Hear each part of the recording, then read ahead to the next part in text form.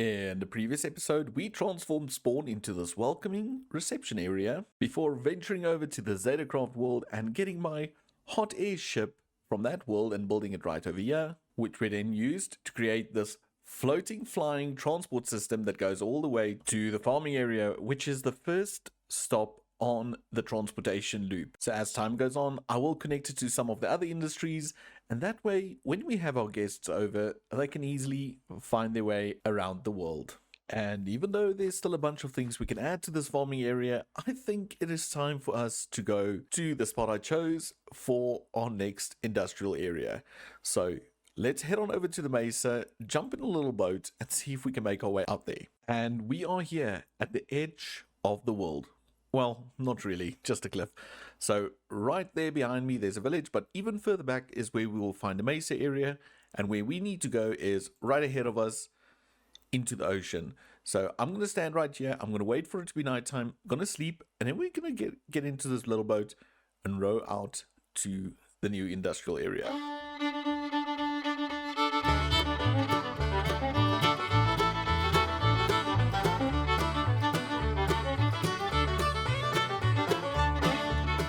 And we are here. We are at the location of the new industrial area. And right behind us, you can see one of the future farms. And if not, I'll go underwater just for a sneak peek. Yeah, it's an ocean monument. But our main farming area will be in and around this area, and it will not be just in that monument over there. So I will be constructing that in a few. But for now, we need to clear out that ocean monument. And in the series, I have not made any armor. Well, I've made armor, but they're not really good. They're not really good. So we're going to cheese the whole ocean monument. So I'm going to run over, place a mega torch, get far, far, far away, and then come back, and hopefully we're only left with the Elder Guardians. That way we can go in, we can punch a few times, and once they're cleared out, we can start planning the position of the starter workshop in this area. Approaching target.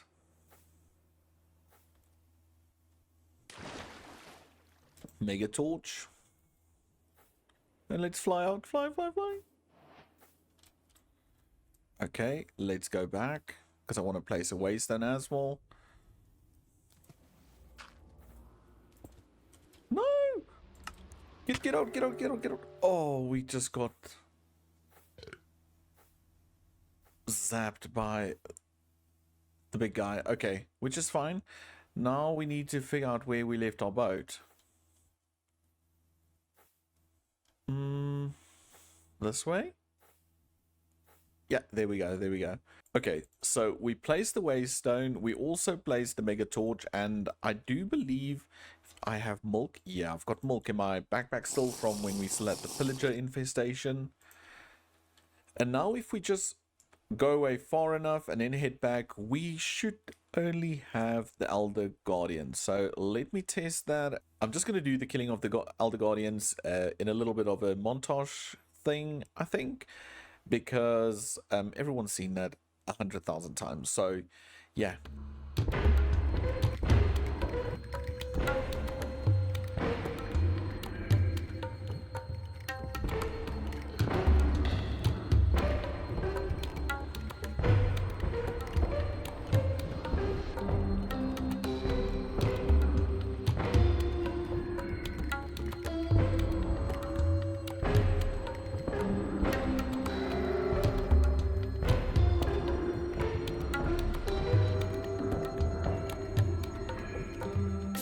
And we've done it. We've killed the 3 Guardians, and with them out of the way, there's not a lot left to do in regards to the ocean monument. No, now we can actually focus on getting a platform in and starting the first build in the new industrial area.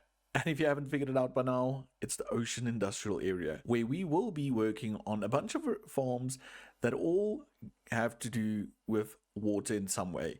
So that will be kelp farming, prismarine farming, the prismarine crystal farming, but also some other products that we can get from these items that we're going to farm in this area.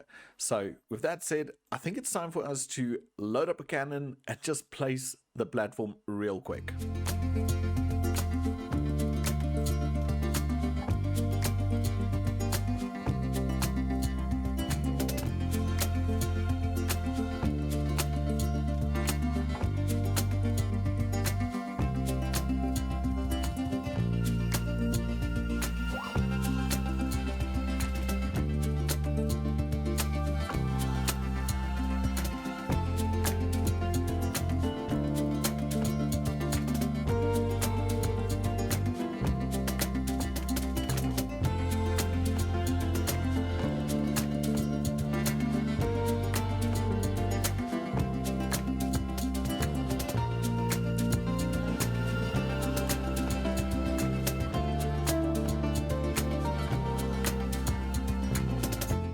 A new day with new beginnings. The platform's done and we can move everything over here over to the platform. So if we just grab all of this, just rip this out, we can pick up our bags, we can take the waystone, and now that this is all gone, we can make our way over here, and this is it. Welcome to the floating barge. This is the start of the new area, and I wanted to go back to something that felt like we just started. So I've got this floating barge over here, and it's got a lot of room for a lot of things that need to happen, and I'm really excited about it. But the first thing we need to do is maybe christen it by placing the waystone. So I have marked out a little spot, and this is where the waystone will go. So if we put that down, we can just call it the barge, because that's what this area is going to be known as. Well, at least this raft will be the barge, and we have it right there. And the first thing I want to do is plan something on this side. I do have a little bit of idea what I want to do, but I think I should grab a few resources and then we'll start building and getting this ready together. So when you're living on a raft, you need to eat, and to eat you need to have farming land. So we're going to do a not really so functional farmland because we already have food, but it's more going to be for the looks of it.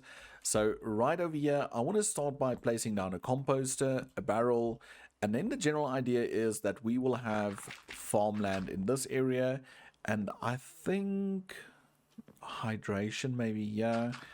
And then we can do another 3 like this. Yeah, I think this is fine. And then we can leave a 3 gap and we can do a smaller little plot on this side maybe. Yeah, that could work. That could totally work. And then I think we should repeat this one again, and we can leave a 2 gap. I know it's now an even number, but I'm not too worried about that. But then again, we can do 3, and then we can do another 3, but I ran out, so we're going to do the normal ones. Like these will just change over time, like so. And then maybe we can rip one of these out. Let's just do that, because we have to add water in here anyway. So let's rip 2 out. So it's another 1, 2, 3, and we do 1, 2. No, that one's going to be water, like so. And that could be farmland. So this can totally be the area where we farm our different crops. And what I'm thinking now is we need to have a barrel over here as well. And I will show you why in a hot minute. Like that. Oh, hello, friend. But that should be that. And now to frame it all, we can't just have it looking like this. I think we should just run trapdoors all around. I don't think we need one over here because we already have a wooden fixture over there.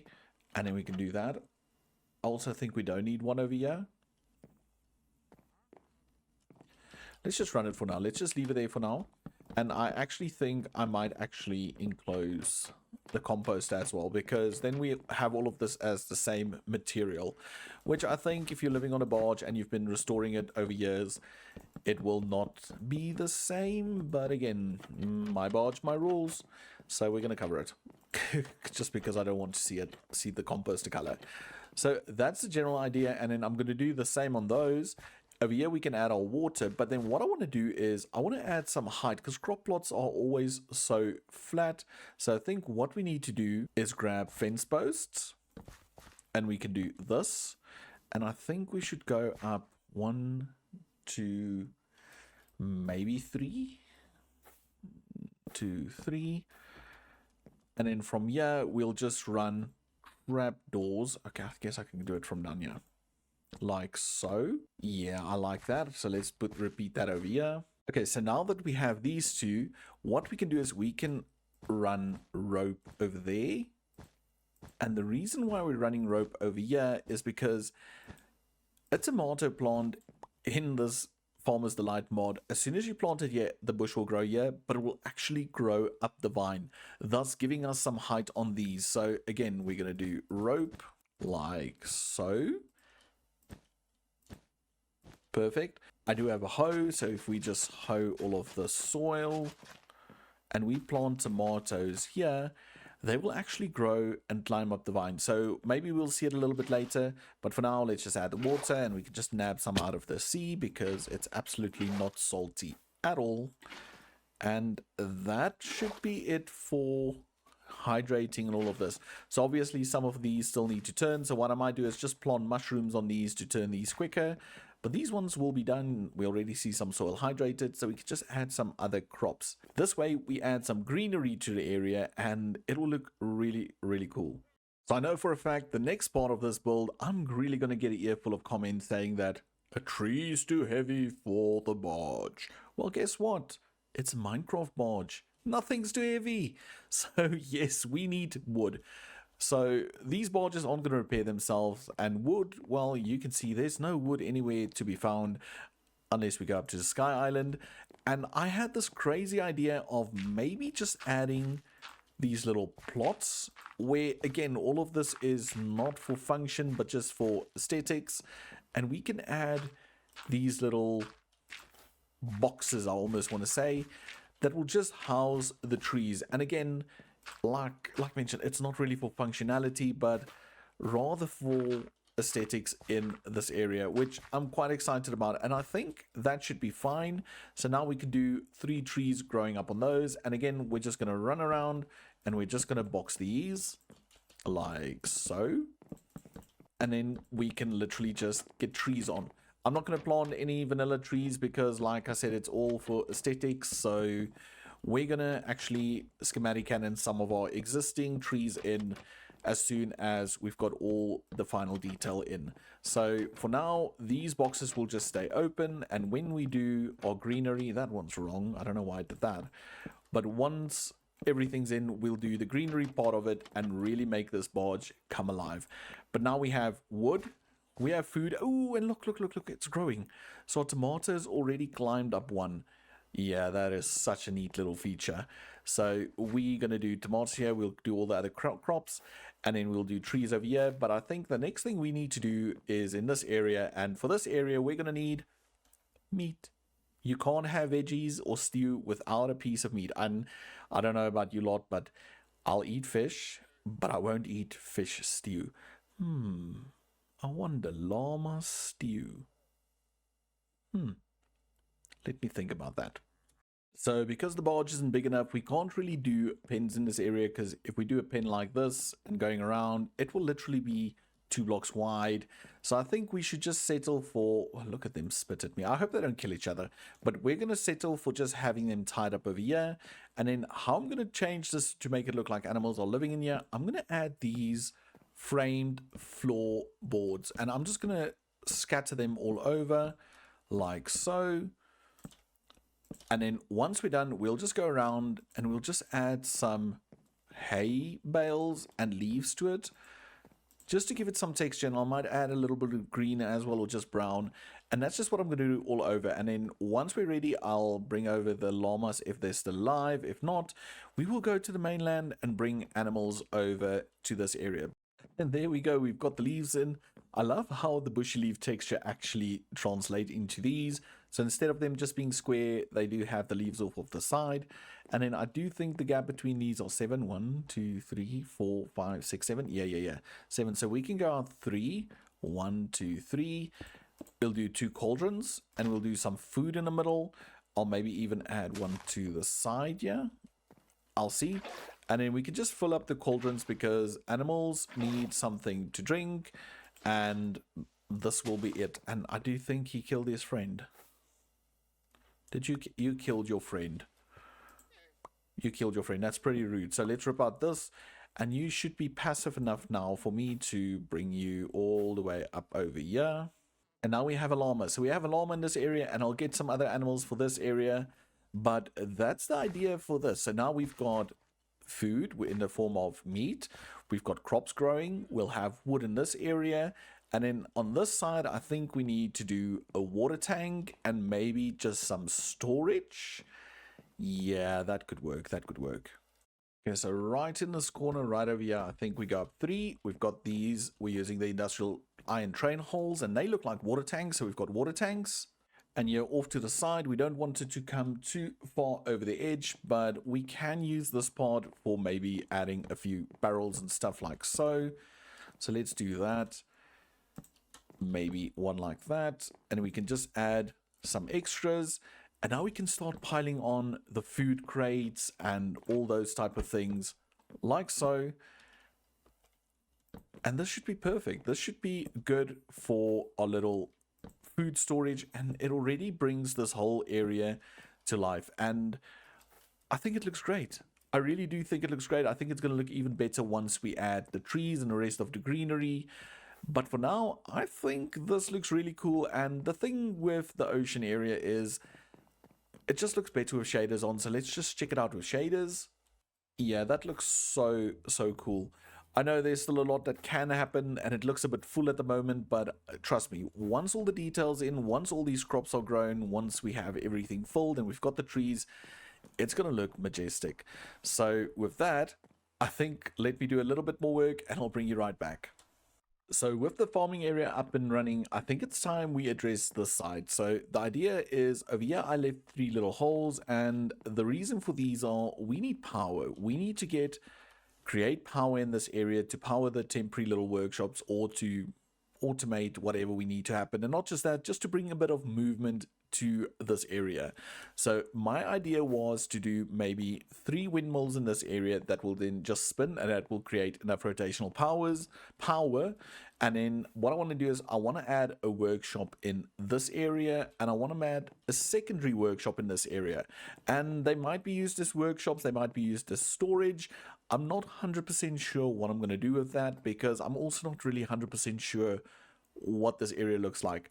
I've got 2 really good ideas, and I think both can look really cool, but I'm not 100% sure. I also just want to address something else, is the fact that we're going to do another tree in this area, so we will have some greenery on this side that will just complement that side and tie it together. And then I forgot to mention this big gap. So there's a gap in this area, and the reason for that is the transport loop, because my idea is, and the vision I have in my head is, that the airship will come around and it will make its descent, and as soon as it reaches somewhere over there, I want it to be level with the water, so it actually looks like a boat coming in. And I did measure it beforehand, and this is exactly the right size for the boat to come in. So once the boat lands, it should have only a 1 block gap, and you can jump onto the boat, and then you'll be on the boat before it departs for the other side. So I know ideally this isn't the greatest of gaps, because now you have to swim over, but I mean, it's hard to take a swim. But the thought is that this will automatically become the station for the hot air ship. So I'm really excited about that. I've spoken so much, and I think we should maybe do a super build montage, and in that montage we're going to add some windmills, we're going to add 2 workshops, and we might even add the trees. And then I'll see you once all of that is done. So sit back and enjoy the super duper build montage.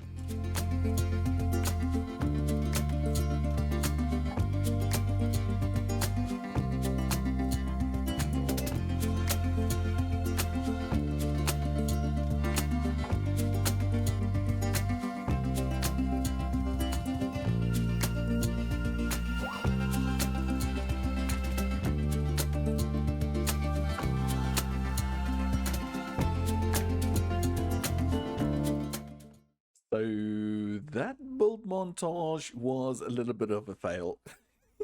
You see, halfway through doing the montage and placing all the blueprints with the schematic and everything, I noticed I never hit record when I built the 2 workshops. Oh, facepalm.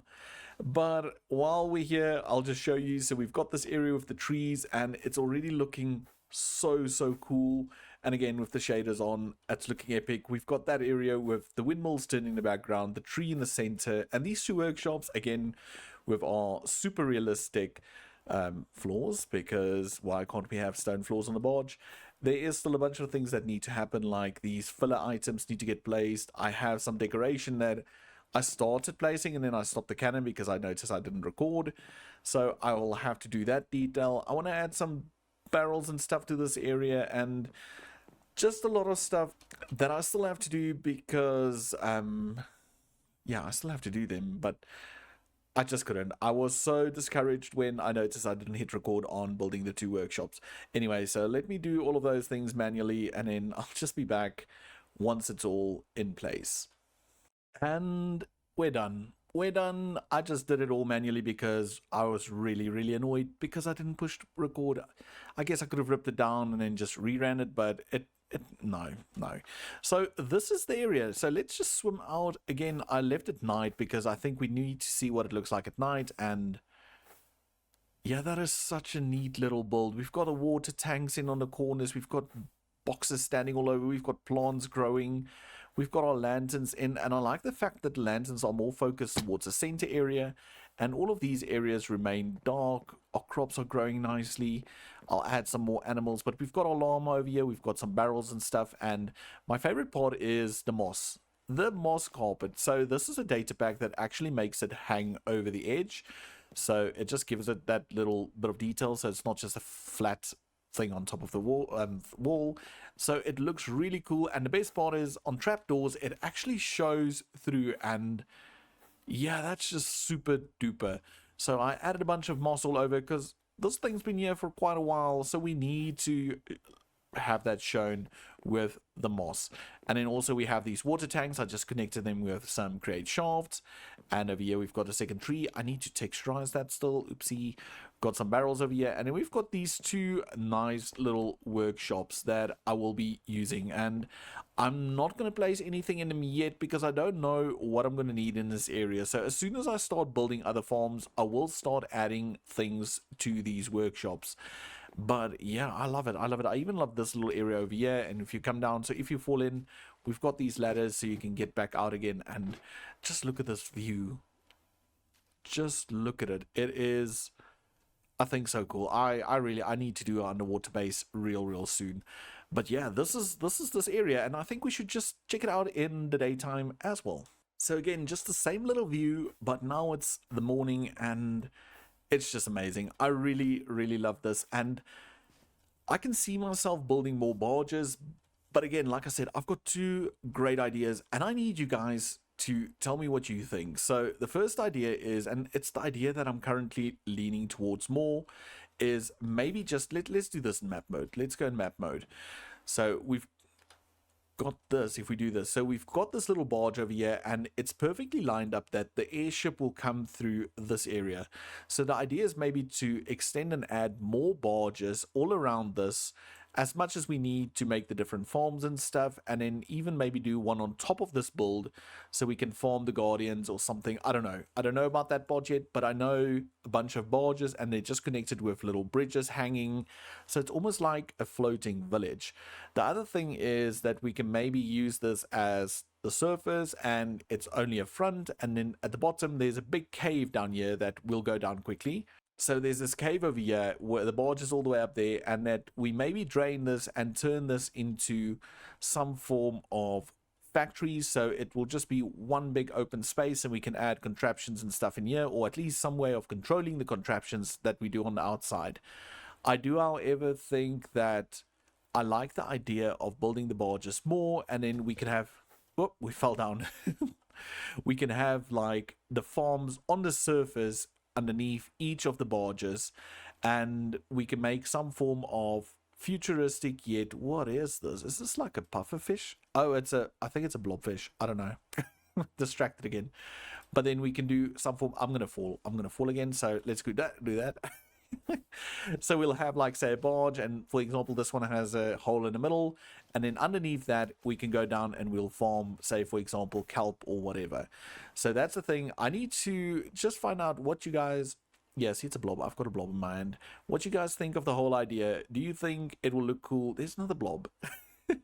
It will look cool to have these bunch of floating barges and have this almost like community or village floating in the middle of the sea with farms on each barge. So yeah, let me know down in the comments.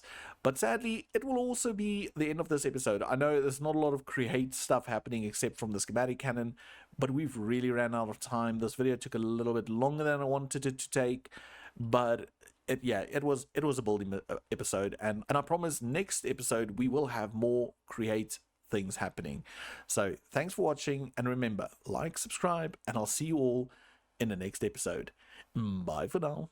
In the previous episode, we said goodbye to the farming area and to the comfort of dry land on an epic sea adventure to find ourselves the new location of our next industrial area, where we conquered an ocean monument and built this floating barge base, which has space for workshops, llamas for llama pot pie, and all the delicious vegetables we need to make that pie really, really good. But in today's episode, we're going to be expanding the barge town and starting our first little farms. But before we can do that, we need another barge and a notice board so we can do some planning in regards to all the farms we need.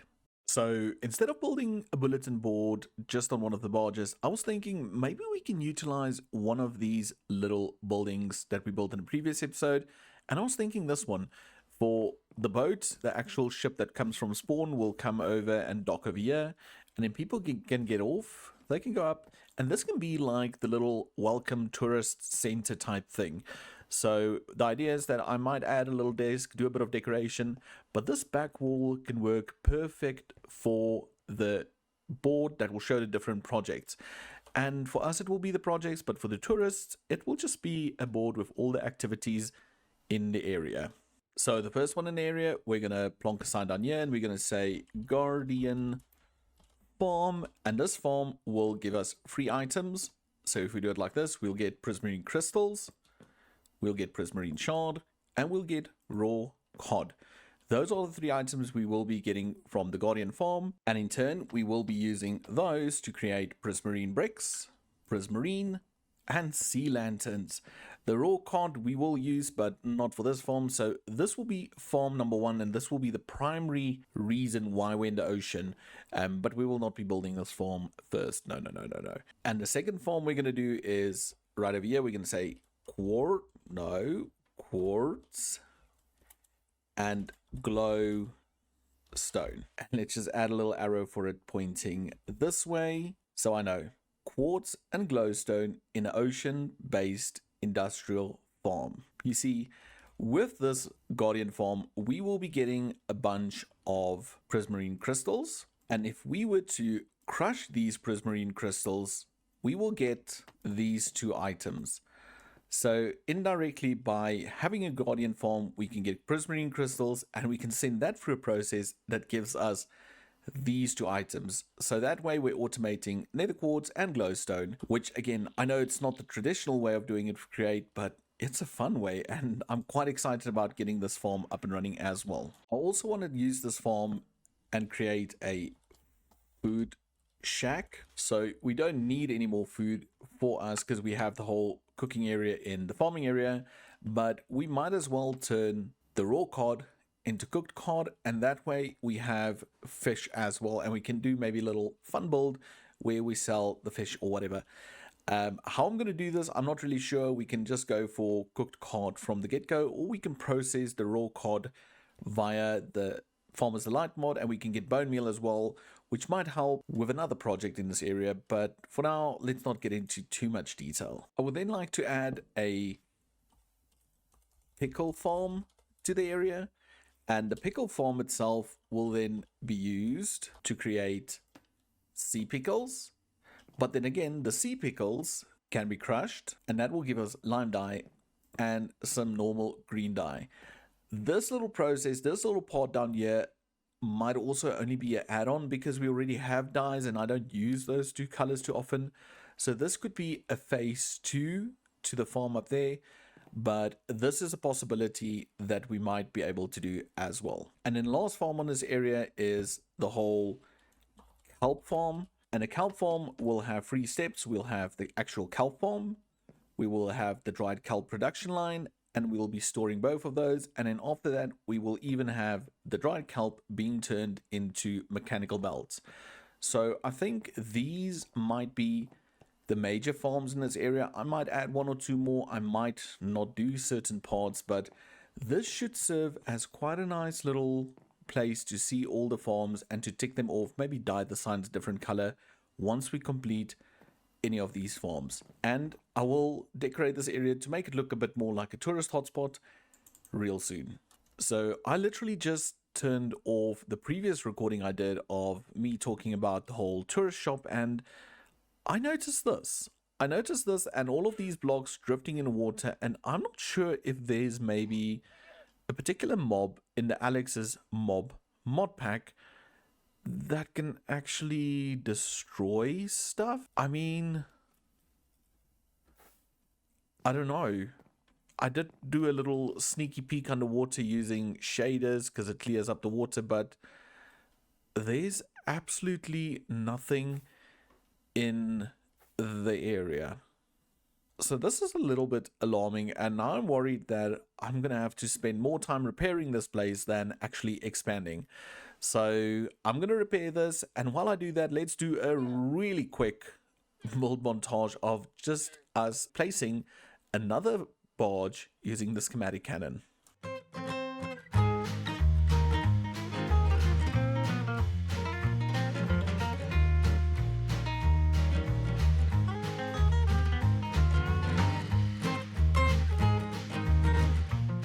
And we've got it. We've got a new platform over there, but this platform is relatively far from this one. And I have a jetpack and I can easily make the trip over, but I need to think of future guests that will come and visit this area, and I need to make some form of bridge or transportation from that side to this side. And I want to use something that I have not used in a while.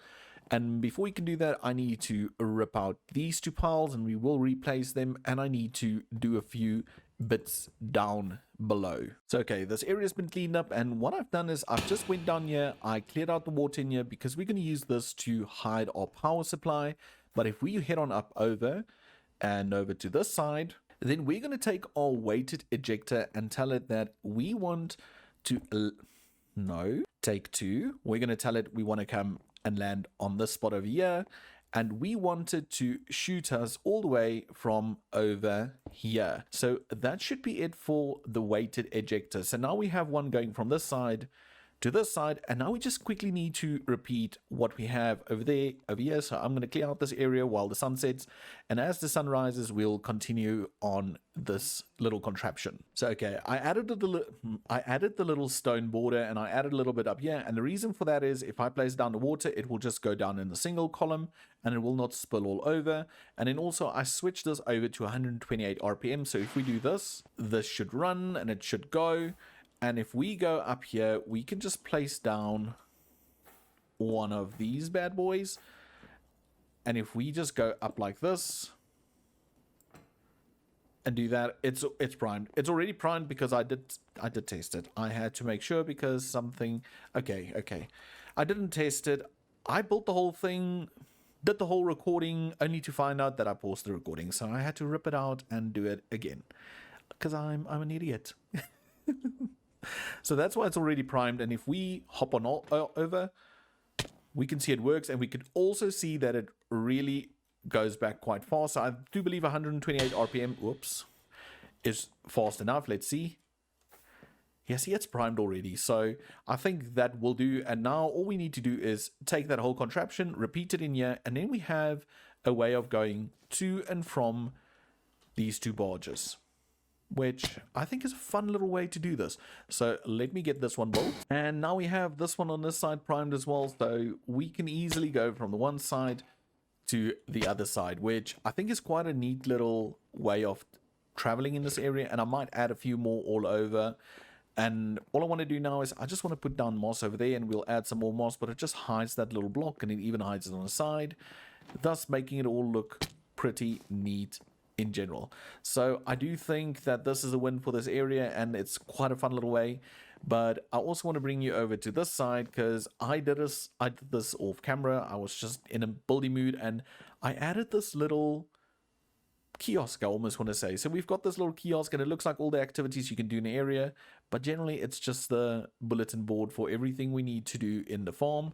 We've got some storage up there. We've got these little mats on the floors, and over here we even have a little boat with a chest as an extra thing that you can purchase. We've got a painting, and I just generally like this area, and I think this one I'm gonna change into like a sleeping area. So we'll have like bunk beds or hammocks or stuff just hanging around and just tying all of this together. So we've got that done, we've got this done, and I think I need to just sort out my inventory, get a few more things ready, and then we can build the first farm in this area. Okay, so I've got a few blocks here, and I think we should just mark out where the next build exactly is going to go. So we come over this way and we land right about here, and I am tempted to make the building this size, so we have enough space to move around. And not just that, we also have storage, so I think that's fine. And even if we land here, we're on the building, but I want it to be open, so I want a lot of those open, airy type of builds. So even if you land here and it's close to this, you can walk straight through. And with that said, I think we should keep this corner completely open. So if we have 1 2 3, so we have 3 like that. So this will also be open, but this will be a general walkway, leaving this area and that area for the initial crafting of items. And because we're doing kelp, we don't have to do a lot, so we can also maybe pick up on this line and have this open with some detail and stuff on this side. So what we need to do is, first of all, we're going to have an input, which I want to put like this. So we have our input, and then we'll have belts running along here, and these belts will technically then turn the kelp into the dried kelp. And from there, we're going to have a secondary input, and this area is where we're going to have our mechanical crafter. And I think if we do 3, maybe 5 blocks, just to give it enough space, and then we'll have our final input. So this will be the only processing pod for the dried kelp. So we'll have the kelp farms, and the kelp farms, I've got an idea for something in this area. I need to refine it a bit more in creative. But then from there, the items will come onto this barge, and from this barge, it will have a general storage. And I think I will do general storage maybe over here somewhere, because we also need to think about powers. So I will do some power in this area, and I think we're going to go for windmills again, maybe over there. Then we have a storage area, and it will be a temporary little storage, because I do want to do a central storage once we tackle this build. But then we'll have our temporary little storage over here.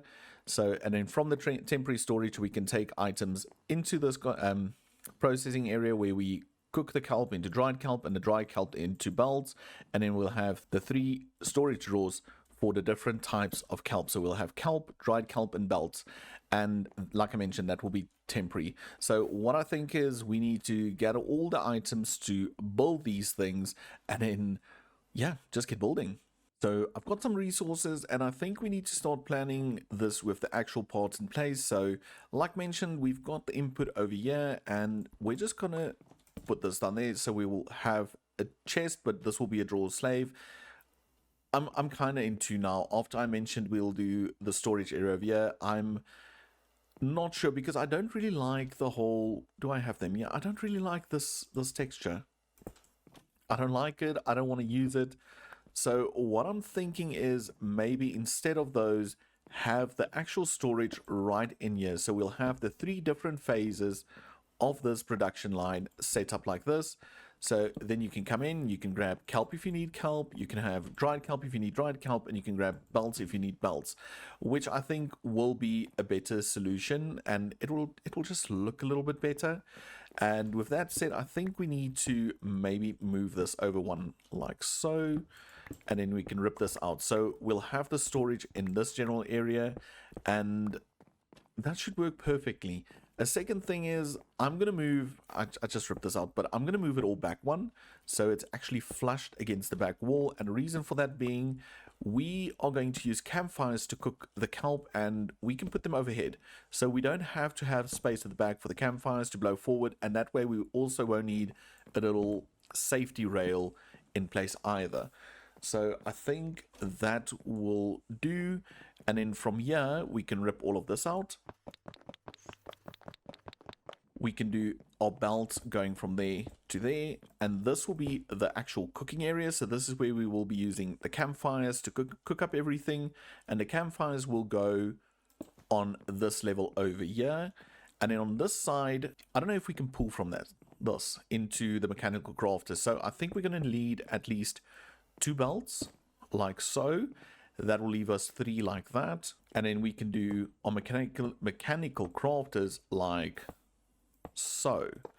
And I do believe if we take the wrench and we do this, it will tell it that all the materials are exactly the same. So now we can take from there, process, put it into here, take from here, put it into there, and have the final item over here. So I do understand it's going to be a backlog system. So it's first going to fill up this barrel drawer before it goes to the next one, before it goes to the next one. So I don't have a problem with it because I mainly use the belts. I don't use the other stuff. So that should be it for the logistics of it. As for taking items out, I do believe we're going to do this over here because we want to be able to take out a set amount, and I'm going to work on 16s. And on this side, we can have a normal andesite funnel going in because that's not going to be too much of a hassle. Then over here, I think we should take out stacks of 6 at a time. I'm not really certain about that one. I will look into that, and then we can just do that. That should work. And then this automatically will output into this one. So that should be it for the funnels. And then on top of these, we can just do campfires like so. Yeah, that's good. And on top of the campfires, we can just hover, shift, and click. And that way we have our camp of encased fans facing down. And now we just need to power it. We just need to power that. We need to power the belts and power the mechanical crafters. I forgot the word. And all of that should work. All of that should be fine. I need to connect this up to the input, which I'm not really sure what I'm going to do yet. So what I'm going to do off camera is just fix up the belts, make all of this look a little bit better, put on the filters, and by filters I mean what goes into the drawers, and then we'll be right back. So we currently have all of this built, and I did do a little bit of decoration. We do still need the build around it, which is not a problem. I will get around to that.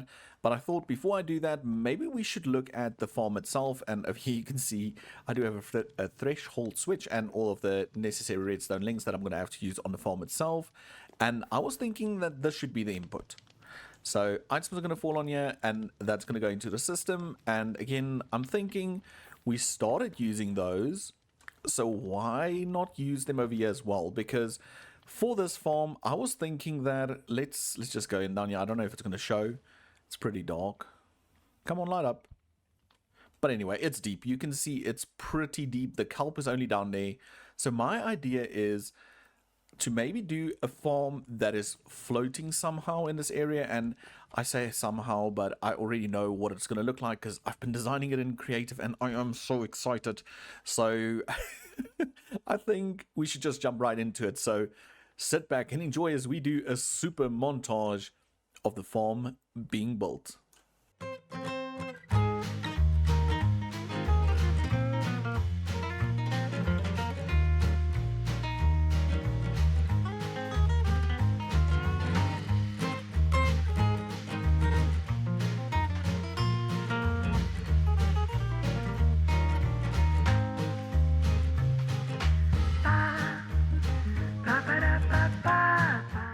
And we've managed to finish the kelp farm, and I do think it looks really cool in this area. I love the whole idea of these separate growing bins floating in the water, but to appreciate them to their max, we need to go see them underwater, and to do that, we need to turn on shaders. So just with shaders on, this already looks epic, and if we head on down underwater, we have these bins with these copper, I almost want to call them floating buoys, just keeping them up, and it looks really, really cool. From the side, we have some windows you can see in. This one I've planted kelp, this one I have not because, oxygen, because I currently only had one piece of kelp to my name, and as you guys can see, I drowned quite quick, so I did not want to risk it going down there. But then also, we already have the little harvesters in place, and it's actually just ready to go. So the only thing we need to do is we need to run up here and add some water on these wheels. And that should start getting everything ready. Over here we've got the storage. So all the kelp will end up over here before it goes on to this weighted ejector that will dispatch 32 pieces at a time to that little factory over there. But for now we've got the funnel facing into storage because we first want to see if we can get some items going. Oh, and it's already harvested. Okay, so it's going the wrong way. That's the first problem. So we need to fix that. And this one is... So this one's going the right way. It's just this one that's going the wrong way. So I'm quickly going to fix this. And then we'll see what it looks like when it's done. Okay, so I have it fixed now. And it should be turning the right way. I'm a little bit concerned because it's actually not picking up the kelp. It's just breaking them and that's floating to the surface. Okay, so it is saws. If you use saws, they will pick up the items. There we can see the kelps in there. So I replaced this one with saws and the other one, and we already made enough to fill up the second barrel, which is great. So now this thing's working, and if we do flip this, I do believe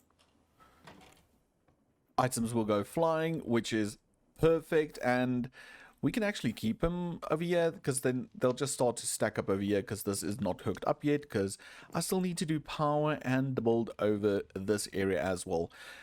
But I'm excited. I'm excited. The farm's working, and we finally have kelp growing, which I know, I think it should have been one of the earlier farms, but I was just so determined to have it in a water industrial area.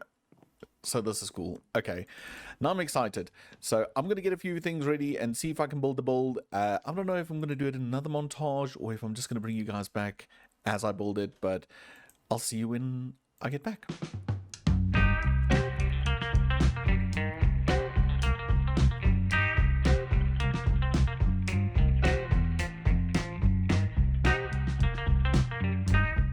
And a rainbow. So I've opted for doing a little time lapse and a little montage, whatever, and we've got everything in here. And I did do a bit of decorating off camera. There's no trees and stuff over here because I think I still want to maybe add a few more barges that will act like dedicated growing areas. But anyway, so this is the build. Let's just zoosh out here. So it's based roughly on the same design as those, with the exception of we having this little lean-to or this little extension, and then also we've got a lot of, I want to call them curtains, but banners all over, and that's the general idea. So I think this will be the style for this area, and the builds will all be a variation of this or this, and it works really cool. We've got like little hanging pots with little plants in them. We've got some storage at the back, and inside we have all of this snug in here, and I think it actually looks really, really nice. I see there's something we've missed. Do we have a block? No, we don't.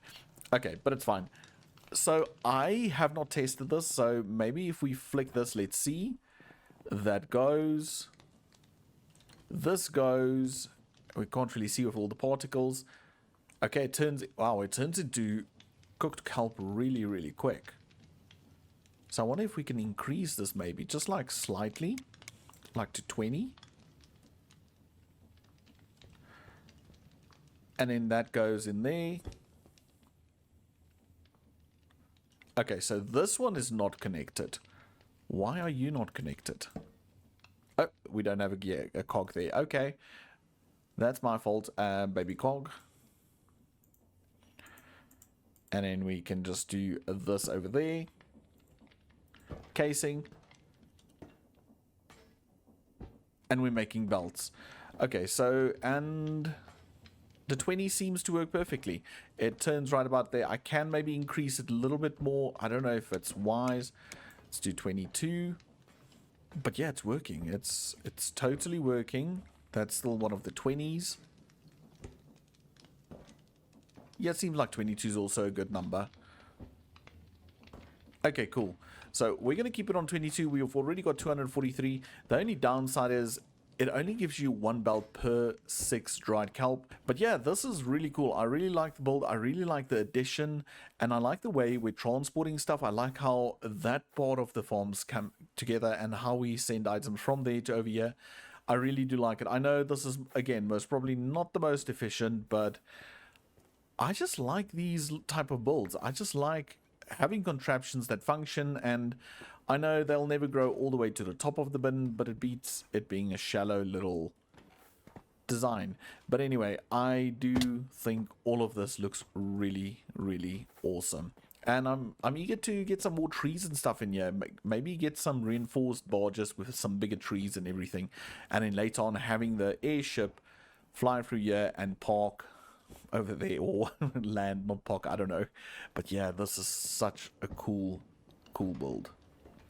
But I do think this whole area is coming together quite nice, and I have to admit, I think my favorite part is the actual kelp farm and the 2 bins. It just looks so cool floating in the ocean and all the moving bits and so forth. But let me know down in the comments, do you like the kelp shop itself, or do you like the kelp farm over here? And then also remember, like, subscribe, and hit that notification bell, and I'll see you in the next video, because sadly, we've run out of time. Till next one, bye for now. In the previous episode, we added another barge to the area and added some fun ways to get between barges. Before we built the kelp farm that we used to cook into dried kelp and form the dried kelp into belts. That way, solving our problem for manual belt production. And in this week's episode, we're tackling none other than the Guardian farm. For the Guardian farm is the keystone of this whole area, and we need it for a bunch of the other farms, ranging from fish to quartz to glowstone. So that's the one we will be attempting to finish in this episode. So we took kelp off the list, we highlighted it saying that we do have it. We can focus on pickles, but I would rather focus on the Ocean Monument farm, because if we do this farm, we get those 2 items and the fish, and those we can use to craft into these blocks. But not just that, as soon as we fill up on that, we can use these items to start branching into other farms. So Guardian is just the logical choice for the next farm. Let's get a few things ready, and let's see how we will tackle this Guardian farm. So after a little bit of planning, I think the easiest way will be to just rip it down. Just rip it down to the bare base. So let's drink this little potion. And then if we jump on down, I think what we need to do is I need to use the vertical chunk driller that I built for the mesa area. And I just need to come down here and rip all of this down and keep that level. So what I'm going to do is I'm going to break this block. And I'm going to put a piece of obsidian maybe right here. I should maybe turn on the chunks. Okay, that's fine. That's fine. Because it binds exactly 1 chunk, so we will align it over here, and it will take that chunk down all the way to that level, and then from there we'll go on to the next chunk. So basically stripping it down, and once we're done, we will have this little layer over here remaining, because Guardians only spawn from here upwards. So all of this down here will be, I almost want to say, just empty. So I think what I need to do is let me quickly mark out a little grid, get everything ready, and then we'll grab the little chunk, vertical chunk driller that we have, and we'll slowly start and break things down. Okay, so we have a little dirt line going through here, and this is right on the edge of chunk border. So if we do a 3 and G, we'll see we've got a chunk border here, and this corner symbolizes the first chunk. I dug down, I added a little obsidian to make sure that it will stop in that area, but that's it for this little thing. So now what we need to do is we need to grab our card assembler. We're going to place it down, making sure it's facing that way, because we know the chunk will be filled on this side. We'll add a little lever and we'll power it, and we'll just make sure it says lock rotation. And if we place this down, we see our little chunk drill machine is right here. So now we can flick it and we'll unpower, and this is now ready to go. So what we can do is, let's turn off chunk borders. Let's also turn off particles a bit. Okay, we have particles on decrease. So in theory, if I right click this should start to spin. And if I just flick this down,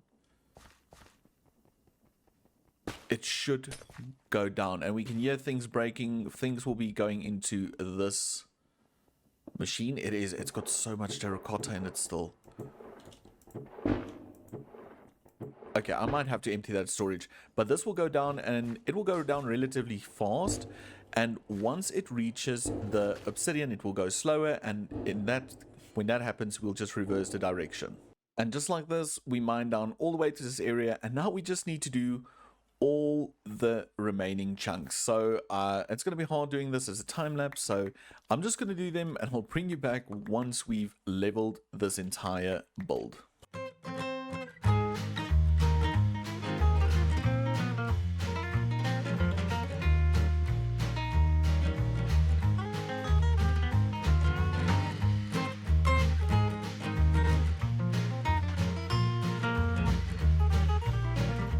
And just like that, we've removed the entire ocean monument, and we're in the world with shaders on because it's just easier to see underwater with shaders. So if we hop on in, we can see that there's nothing left. Sure, we've got a few block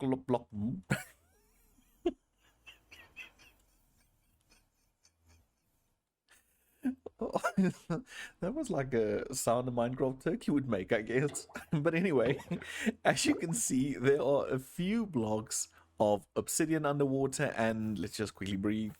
I will remove them in time, but what we need to do next is actually fill in this gap, and we need to drain it. And to drain it, we're going to need about 76,000 blocks of sand, if my math is correct. And to time-lapse that being placed by the schematic cannon will take way too long. So I'm just going to bring you guys back when I'm done. And with the power of editing, we now have a complete block of sand in the middle of the ocean on top of the platform. So if we hop on down, I'm just going to show you. So basically we filled in this little gap and we just started placing sand directly on top of that. The next thing we need to do is so counterproductive, but we need to rip it all out again. So I'm going to rip it out, and then with the magic of editing, we have an ocean monument base. You will note that I did leave the outer perimeter, and the reason for that is I'm terrified. I'm terrified of removing it because I don't know if I remove it, if it will bring back the water, if it will do the whole diagonal flood thing, and then we're back to square one. And if that happens, I might just leave. I might just rage quit and come back in a new season. I don't know. But let's do it together. So let's quickly grab a torch like so. And now if we go over to this corner, I think what we need to do is maybe mine down this one. Yeah, let's mine down this one. And now here on the inside, I was thinking I'm going to place a torch there, but as soon as I break this and place a torch, it will get flooded. Okay, let me rip out a few blocks and see what it does. How am I going to do this? I wonder if it's not going to be easier to place a row of blocks on the outer perimeter.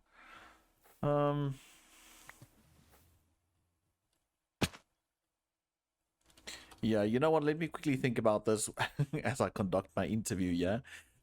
And then I'll be right back. So I took some time, I've thought about it, I tore down a bit of this wall, and then I built it back up again, and I think the best solution for this would be to maybe just build the retaining wall. For the big idea in this area is that I want it to look like this monument has been excavated, and we can't just excavate underwater, so what we need to do is we need to build a retaining wall.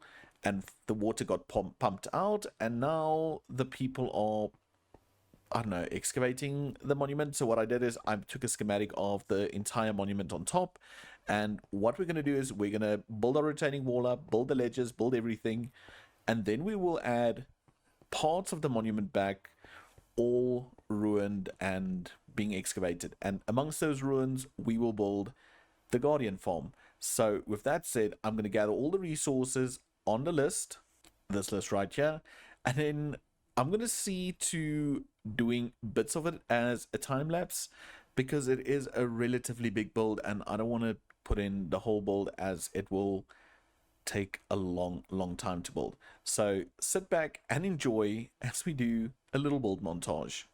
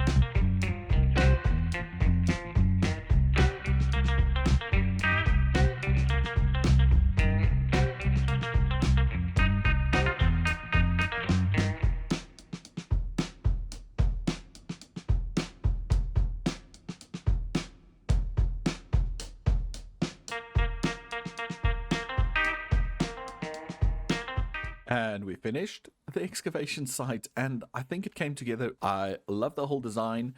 I think you guys noticed in the time lapse that we had a little bit of a glitch where some of the blocks didn't get placed in the first round, so we had to do another one.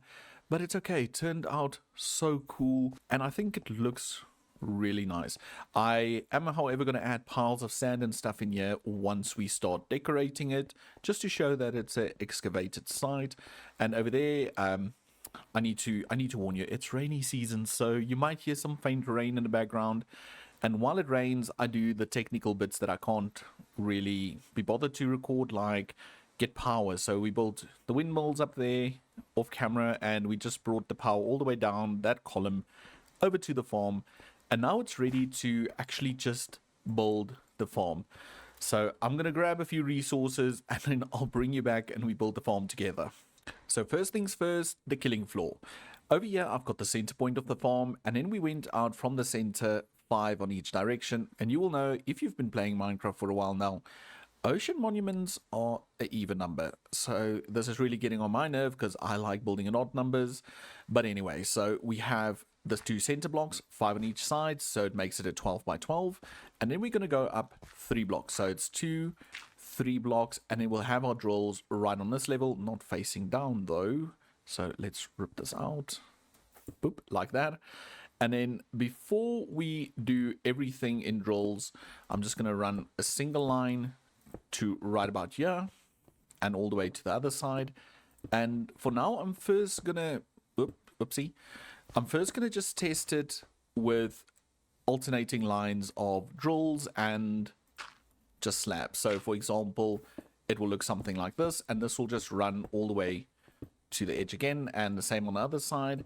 And then in between these lines, we will just do slabs. I did test this in creative, and the rates seem to still be fine. If I see it can be better, I will add another line of drills. But for now, it's mainly a resource problem. I'm starting to run out of resources, and I need to stock up. But I also want to get the video done before I go on a lengthy mining expedition. So I'm going to get the rest of the floor in, and I'll bring you guys back once we get to the second part. So just like in real life, it started raining in the game, but I thought let's still continue with what needs to happen next. So the next step is, you'll see I marked out a little dirt pillar over there, and that's just to give us the estimate of the height. But the next step is to build up the glass walls on each of the sides, and we're going to do just like this. We're not going to do the corners, and the reason for that is I will do a design that goes over it. But for now, this will run all the way across, and then on all 4 sides. And over here, we need to go all the way to the top. And this line symbolizes the level of the ocean floor. And I do think we should stop right about there. Yeah, see, that's ocean floor. And the guardians can only spawn, I do believe, from this height down. Yeah, so we can maybe bring it up all the way over here. So then we can just do all of this and just grab that all the way up to this level. And then we're done. Now we just need to do the other 2 walls as well. And now that we have the glass in and the walls in, we need to go up a total of 13 blocks. And on the 14th block, we're going to place down the fence gates, which will hold back the water from the spawning platform. So we'll have water up there flowing down, pushing the guardians into the drills where they'll fall and get killed before the items get collected. So I'm going to place all the fences on this level, and I'll open them up so they face that way. And I'm going to do that while the rain's getting really heavy over here. I don't know if you guys can hear it, but it's rough. Anyway, I'll be right back. So before we start up this farm, we need to settle on a temporary little storage. And what I'm going to do is I'm just going to put it right over here for now. We will move it out of the spot once we have a new forever home. I'm going to turn it around. I'm going to turn around to face this way. So we'll do something like this. We're going to need a draw controller. And then here we're going to have, in case chain drive's going. So right on these blocks, we're going to have to do backpacks to collect the items. So I got 2 backpacks over here, place one over there and another one over there, and these will get their own little magnet upgrade, which we will put filters on right now. So we're going to say allow lists, and we'll add items to that. But now we can rip out this and we can just connect all of this up to this main storage. So that means a lot of trims, slaves, and chutes. Slaves, chutes, trims. And we want these to pick up cod, prismarine, and prismarine crystals. And the same on this side. Cod, prismarine, prismarine crystals. And that should be it. That should be the whole collection system. I might just lock these drawers real quick. So we'll do cod, prismarine, prismarine crystals, and we'll just quantify them and lock them. And that should be the storage. Now, the only thing left to do is connect this up to the power, and I'm just going to do that with in-case chain drives, like mentioned, running all the way down. And then from here, I will just connect it to this spinning shaft. I might increase the speed a little bit. I'm going to hook up the power, and then I'll bring you guys back. So now you can see the drills spinning there at the bottom of the farm, and the last thing we need to do is fall in there. But we can now go ahead and place water on these sides, and I do think this is going to be such a pain. But once we have all the water in, things will start to flood and mobs will start to spawn. Well, mobs will start to spawn once we remove the mega torch. So I'm going to go around, place all the water, and then I'll bring you guys back before we break the torch so we can see this farm actually work. So we have the entire farm filled with water, and things should start to spawn once we remove the mega torch. I have, however, noticed that these two backpacks are not enough to cover the entire floor of this farm, which is fine. It's something I will change up between episodes, but for now, let's quickly remove the mega torch. And now, if we go down, do we have items or mobs spawning? They might take a while because we're actually, there we go. We were loading the ocean floor, so we've got more mobs loaded at the bottom. So what we need to do is we also need to create a spawning platform at the very tippity top of the world. But yeah, those are guardians dying, and these items should be more than one each. So I think what we need to do next is build a little spawning platform at the top, and then also I want to fix the backpacks because I have a design for this to make it look real nice, but to do that, we need more blocks. So we need to AFK this farm a little bit so we can build the cover around this farm. Okay, so we have the storage area sorted with extra backpacks with magnet upgrades. So this is ready to start collecting. We also installed the little AFK platform all the way up there. So now I can break the torch. I can go to the AFK platform and gather up all the resources we're going to need for this build to make it look pretty. So I'm going to AFK and I'm just going to straight up roll into a build montage. So sit back and enjoy as we decorate the Guardian farm.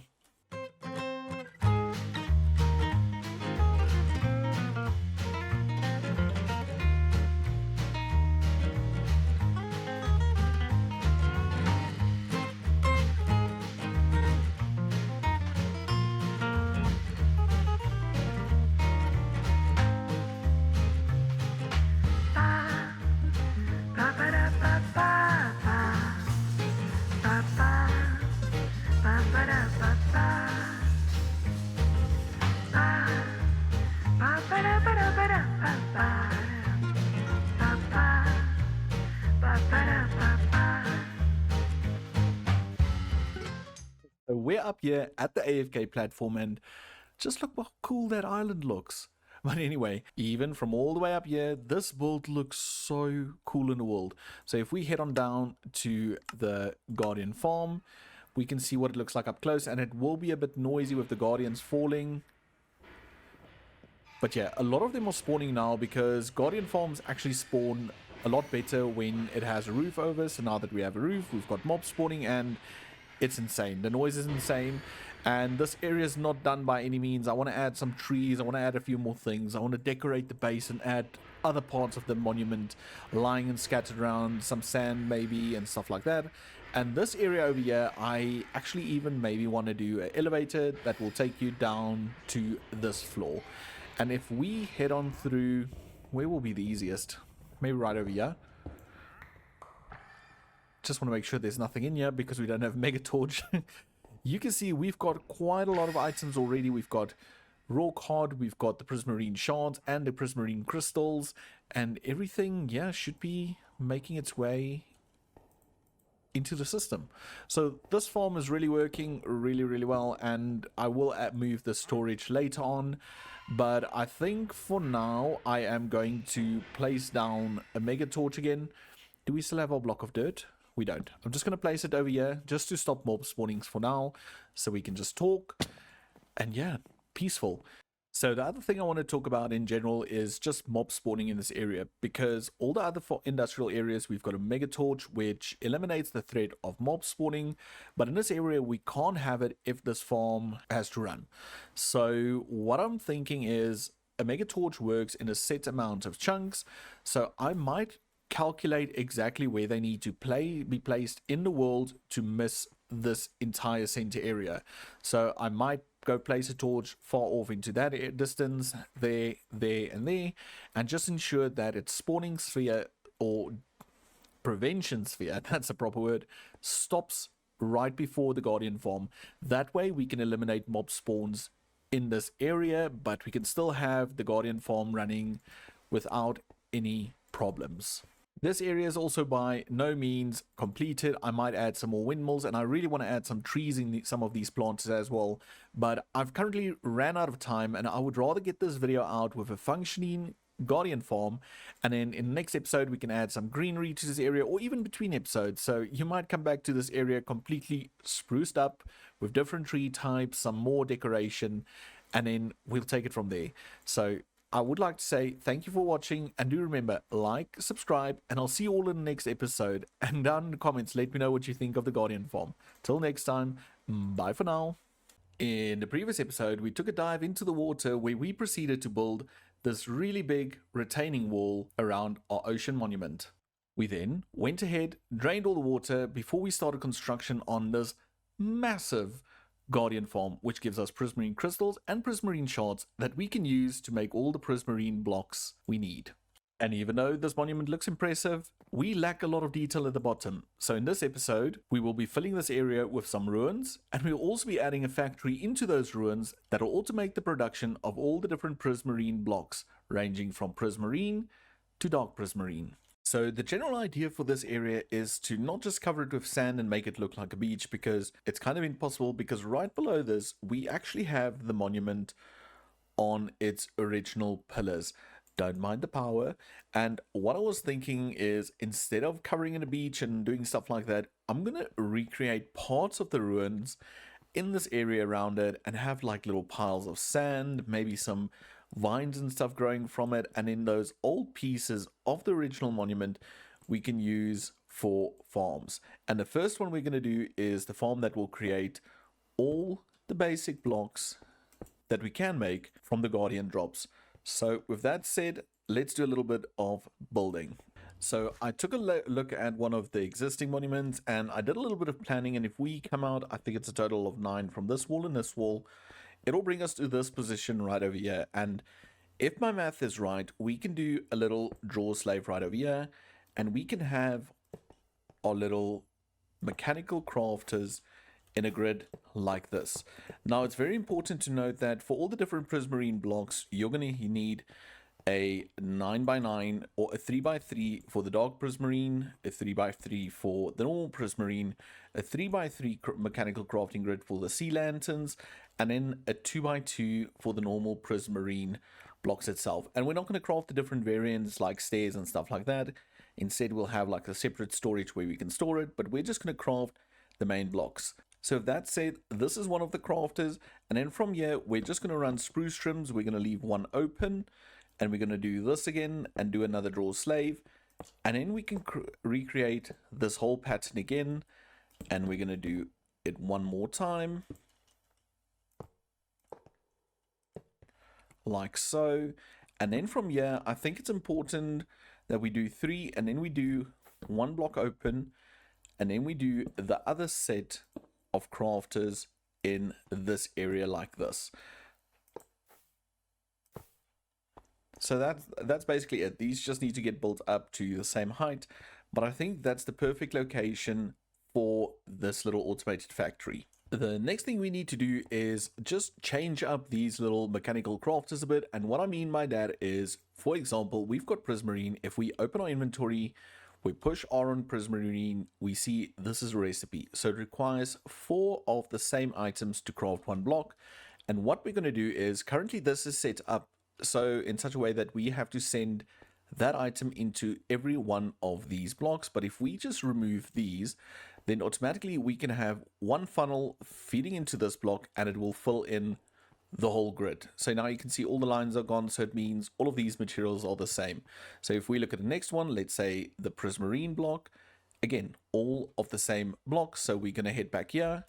We're going to rip out all of these columns and rows. And now all of that's the same because all of that's the same block to create Prismarine block. With sea lanterns, it gets a bit interesting. So if we push R, we can see that it makes a little plus sign of Prismarine crystals, and then we have 4 different blocks in the corners. So how are we going to do that? Well, basically we're going to remove those 2 and those 2, and now we only have to send Prismarine crystals into any of these blocks to create those items, and Prismarine shards into those. And that's going to be exactly the same with the dark Prismarine. Just to show you, it's just Prismarine shards in a circle and then black dye in the center. So again, we're just going to take our wrench and just remove those. And now all of these are set up correctly and they're ready to receive materials. Now the only thing we need to do is get the input on all of these, and then we can see if we can automate it. So I'm going to do the boring thing that I've shown a million times. I'm basically going to put down a bunch of item drains and funnels and stuff like that. And I'll bring you guys back and show you what it looks like once it's done. So we should have everything set up, and I've got a little idea of the storage being over here, and this will be the final product. I've got the 4 major blocks we're going to be producing, and then I added 8 additional drawers for stuff like stairs, the chipped variants, or whatever, the things I'm going to use in this area. And then if we come on back here, over here I left 2 spaces open, and that's just for those 2 drawers, and those are the drawers from the farm, and the farm's also already hooked up well as soon as I put a little block in there. But these we can put up there, and then we'll have the raw products over there excluding the fish, and from here we will have things distributing. So over here I've got a funnel.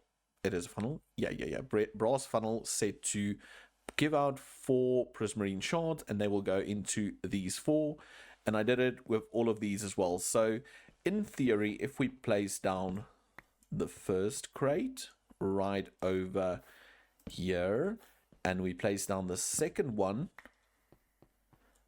we should see items flow in. Why are we not seeing items flow in? Could it be because it's not connected to this drawer?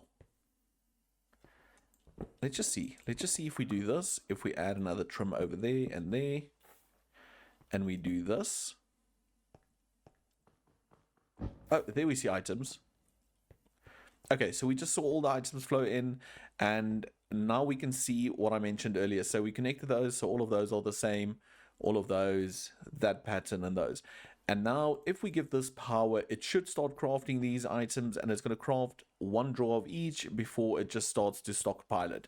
But it's nighttime, so I think what I'm going to do is I'm going to sleep, gather up a bunch of blocks, and we're going to run a little build montage of this first ruined building getting built. So sit back and enjoy.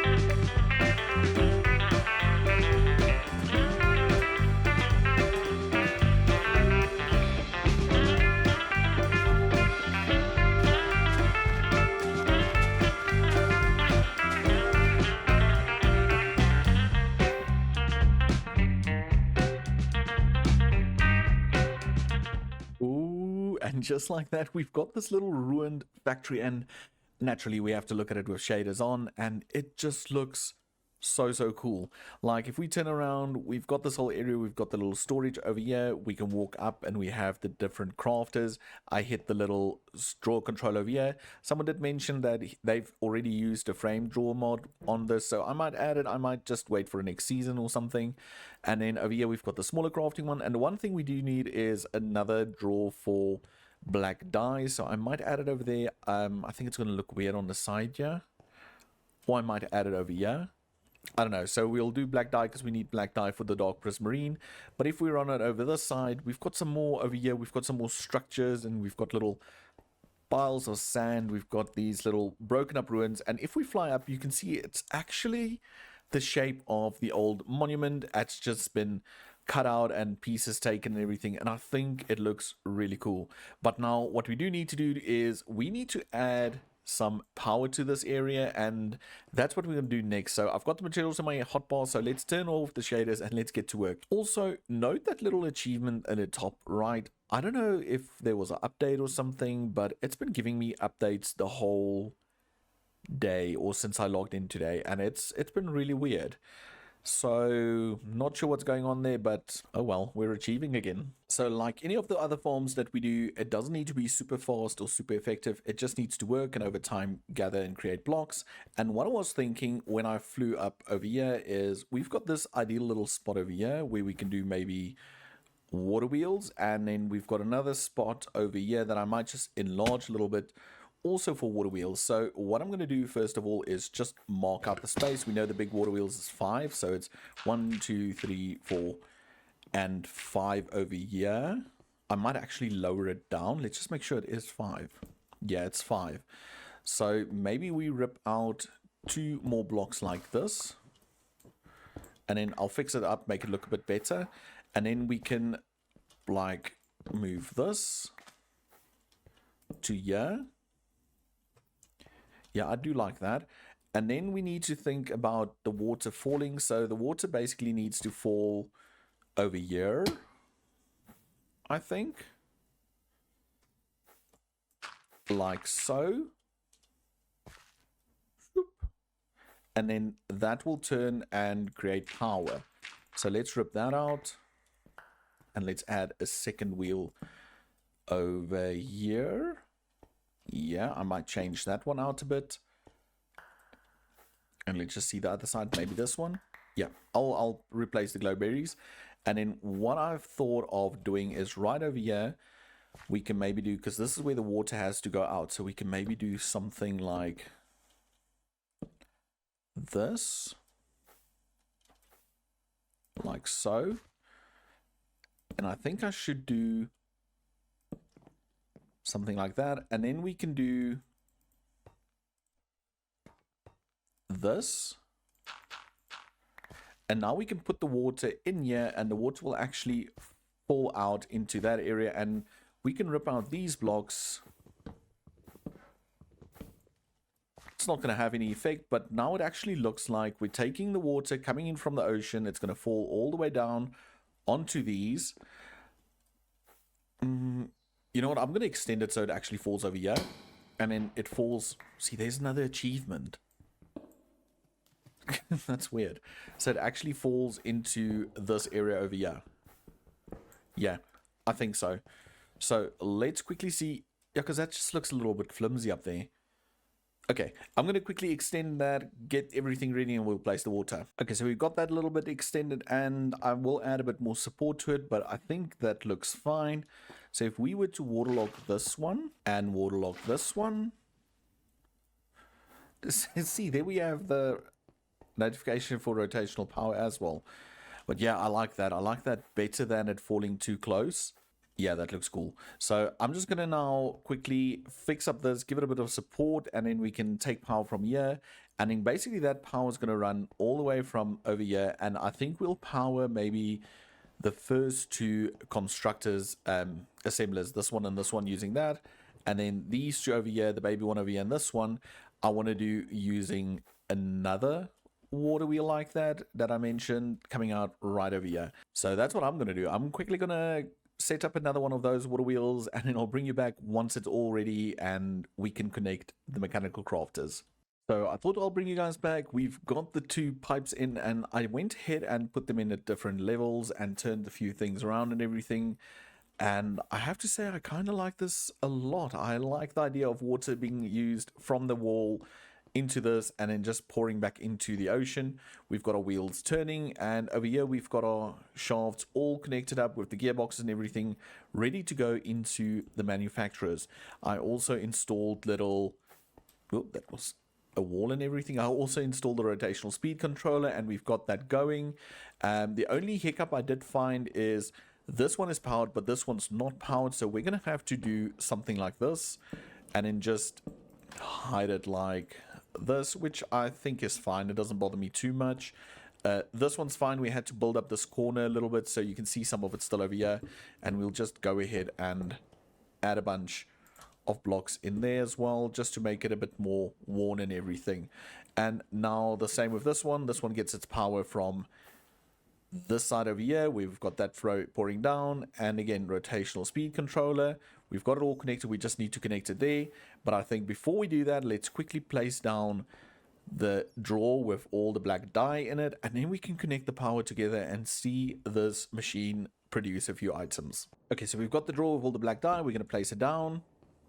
It's going to take a while. There we go. It's made its way into that system. And now the next thing we need to do is we just need to connect this shaft.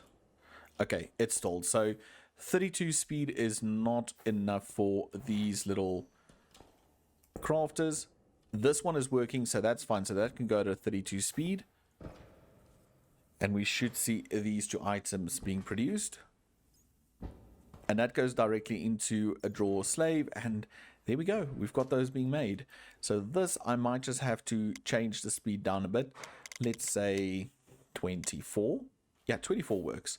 So it's going to be producing at a little bit of a slower rate, which I'm not too bothered by, because I'm not going to upgrade these drawers either. It's just going to stop at 32. Not 32, 2048, I think, which I'm happy about. So yeah, this is so cool looking. It's working. We're producing these blocks, and I'm pretty excited. Yeah, there we go. Dark prismarine and everything. So that will slowly fill up. I might even do the drawer downgrade, which, by the way, I mentioned, and then I couldn't find it, and I thought I was like imagining it. But if we go and we type upgrade, where was it? It's this one. No, that's the void. Why can't I see it again now? This is so weird. Like, I know it's in here because I saw it while I was recording yesterday. Here we go. Storage downgrade reduces base storage to a single stack. So we do have that. I don't know if I'm going to use it, but that is an option. So last time I said it's in here, I looked crazy, but I'm not. Well, I am a little crazy, but it is there. So we can do something like that if we should, and when we should, and if we have to. But for now, I think this is looking pretty awesome, and I'm quite excited about this whole area and what it's going to look like when it's done. But for now, I think we need to just get this little part ruined up and get the ruins in there. And I'm going to do it on time lapse, but it's going to be a super quick little build montage, and then I'll bring you guys back once it's all in place.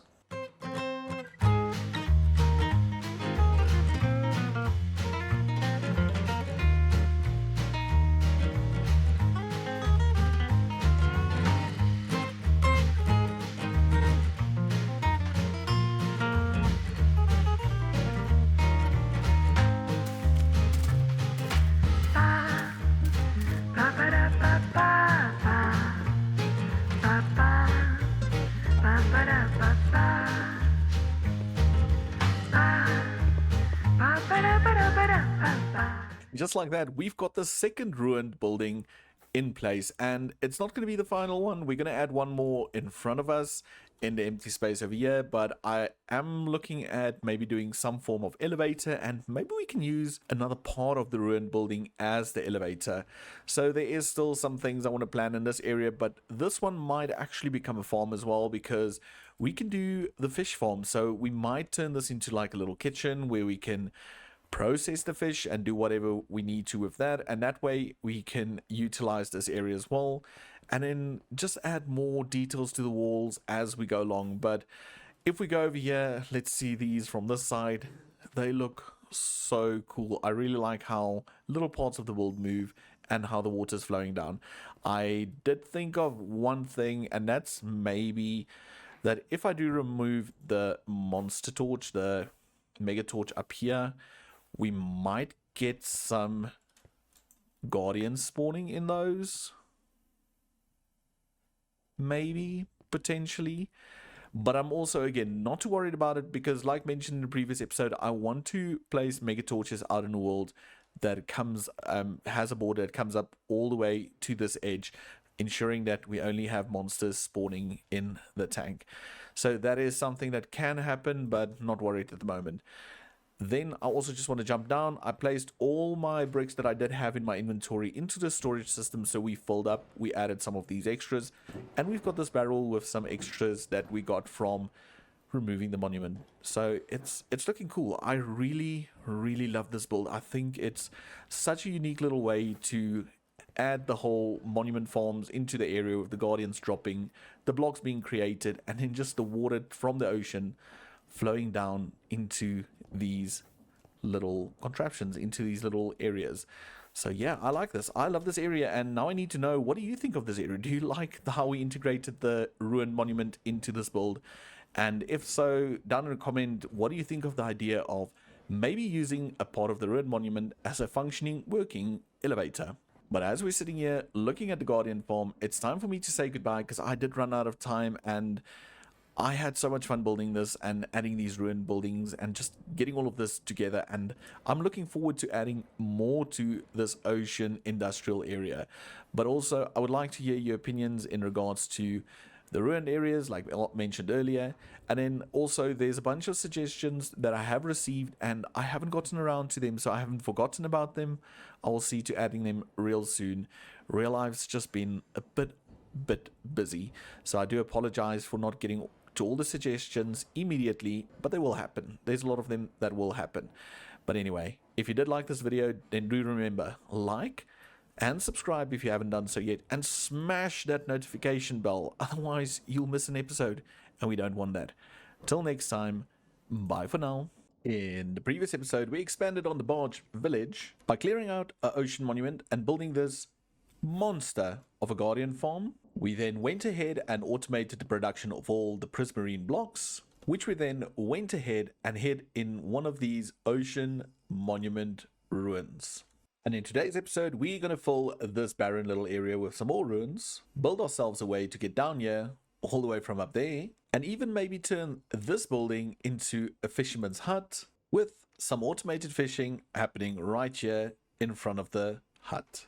But before we can get into any of that, we need to spend some time fixing up the area again, because apparently there's been another whale attack. So I have received some information that I can go ahead and change the config, and that way we will not have the whole whale breaking all the wooden blocks problem. But to be honest, I have not. That's wrong. Wait, let me fix that. Okay, that's better. So I have not really had the time to just sit down and just figure out what's going on. So I know I need to go into the config, change a few things. So I will do it. And I most probably will only do it once I'm really annoyed with the whales constantly breaking everything. But on another note, over here in the little kelp farm, we've actually stocked up on belts. It's completely crafted. We're stocked up on dry kelp, and I think we're slowly stocking up on kelp as well. Okay, this is turned on, so it's reached its limit, I do believe. It is weird that it's only down there. But anyway, so we filled up on those, and I have been AFK in this area as well. And if we fly down here, you'll notice that these blocks are only sitting at the bottom, and that's because we've actually filled up on these. These two were the only ones that continue to craft, because I had a bunch of those that I put into the system, so we have some extra as well. So even this little area has been working like a dream. But now that those are working, it's time for us to address the next project. So for me, it's relatively easy to get all the way from up here all the way down there, and that's because I've got a jetpack, so I can just fly up and down. But if I am to do a world tour, we need to make it so that the other people can get down there as well. And what better way than, well, a functioning, working create elevator. So first things first, this big hole over here, because the initial idea was to create the elevator in this spot, have something go up and down. And after I played around in creative a little bit, looking at parts of the monument that are ruined and how they fit into this area, I have decided against it, and the elevator is now actually going to go right over here.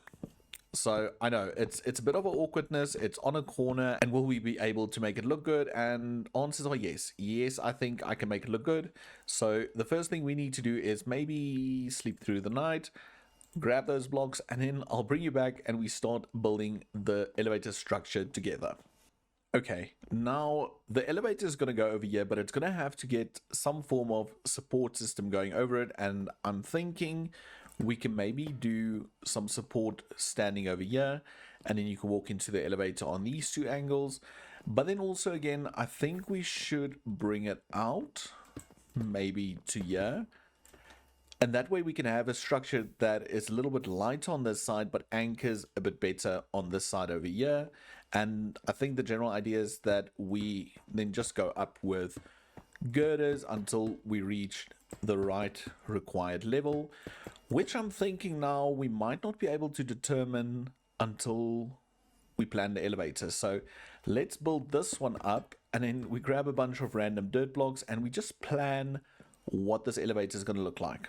Okay, so I think we're going to have a floor of the elevator. I'm not going to build the whole thing.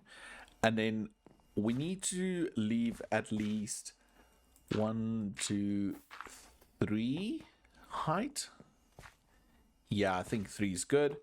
And then on top of this, I want to do the roof. And the roof, I think we should do 1, 2, maybe 3 high. Yeah, so just imagine. So we have the floor. You'll enter on into the floor, and you've got enough space to actually move around. And then on top of that, we will have a 3 high little tower, I guess.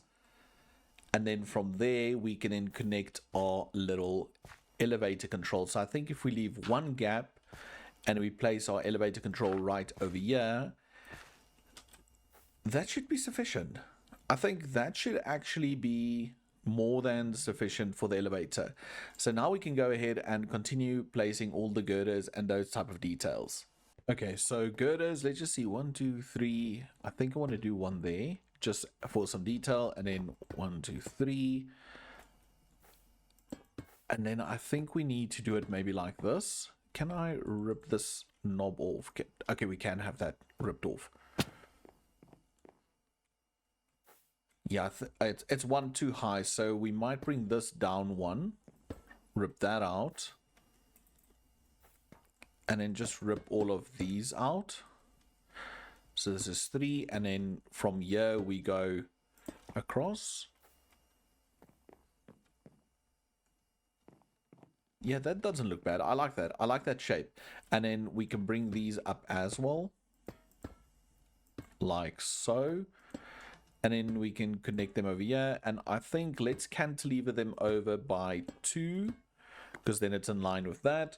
And now we can just connect this all the way up to that side. So it placed 1 extra over here.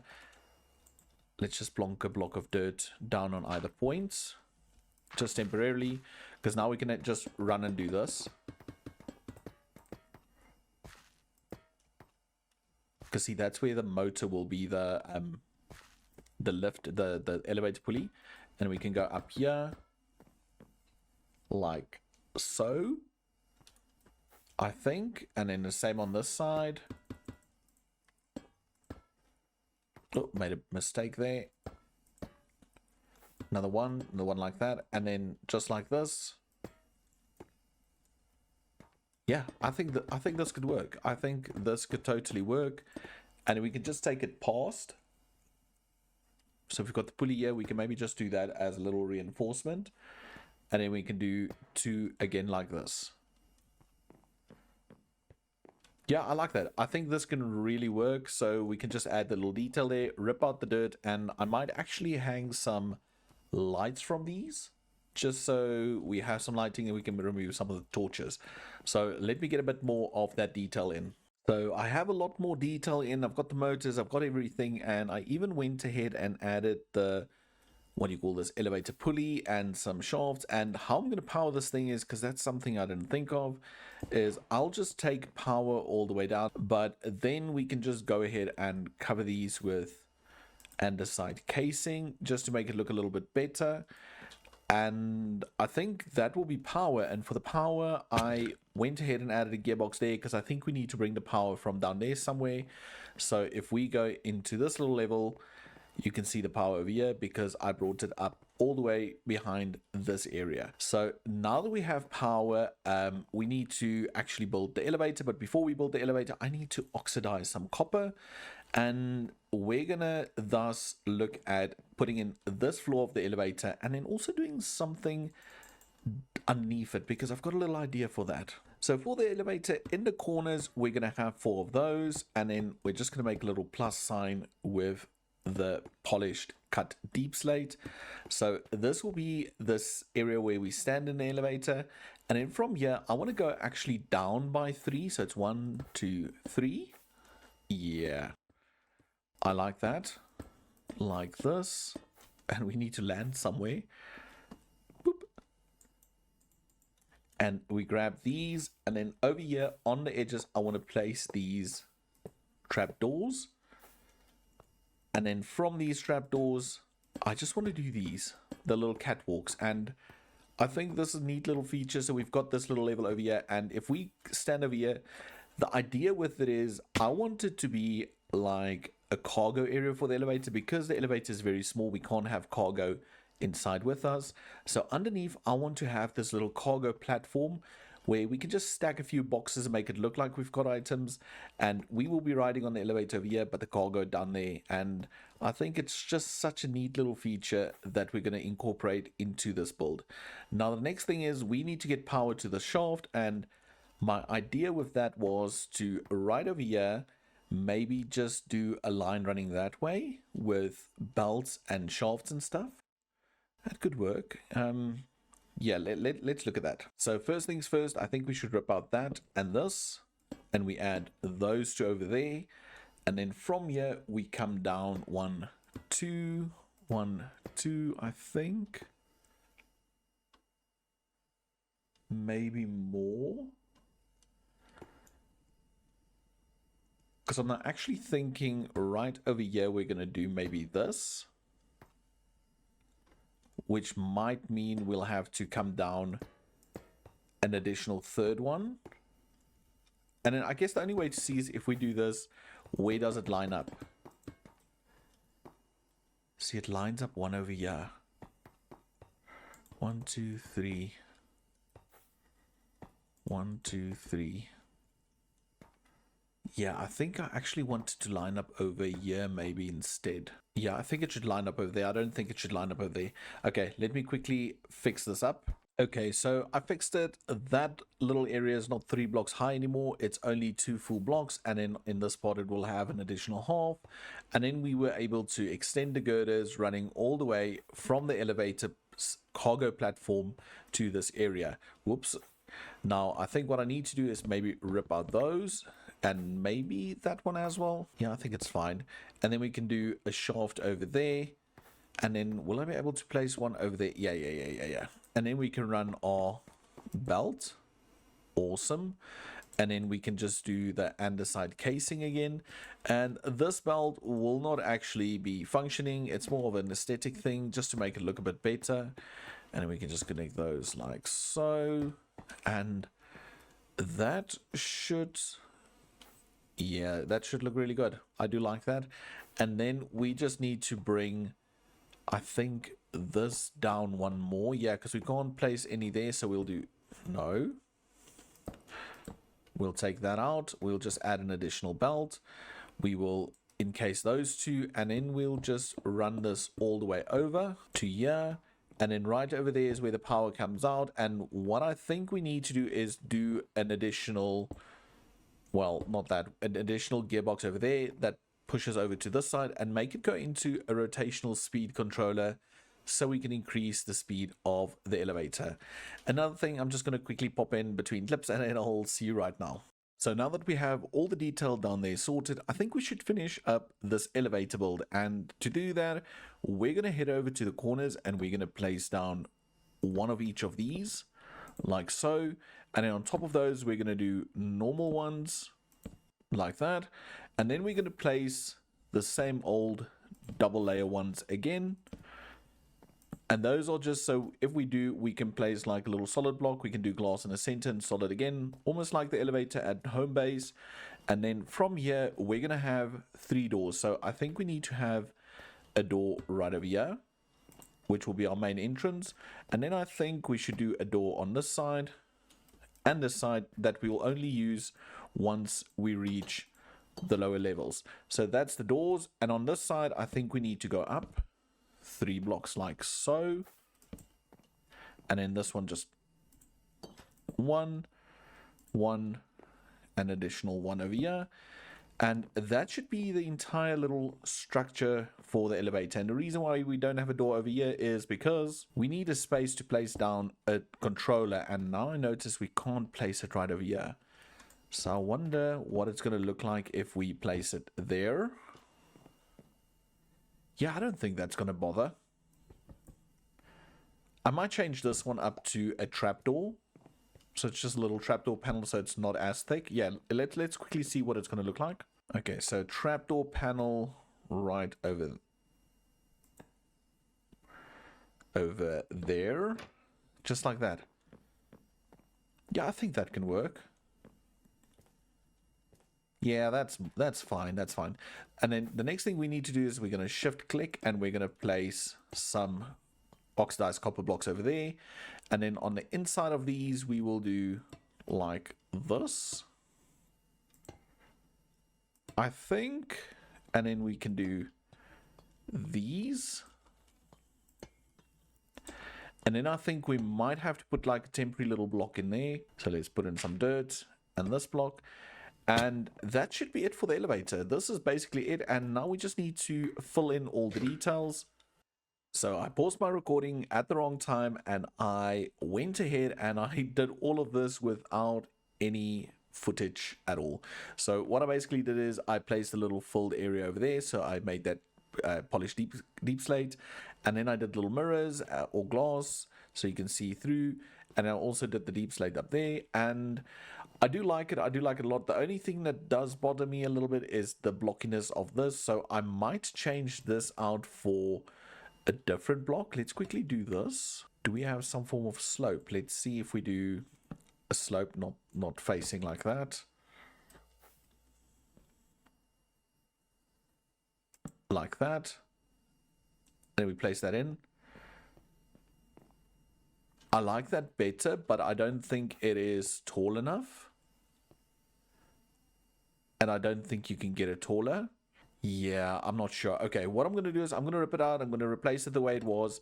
And then I think we should first finish everything and then we should make a call in regards to this. But we have the elevator in place. And I think before we continue with any of the elevator build type things, I think we need to place the docking point on a lower level, which means it's time for us to just sit back and relax as I roll a little build montage.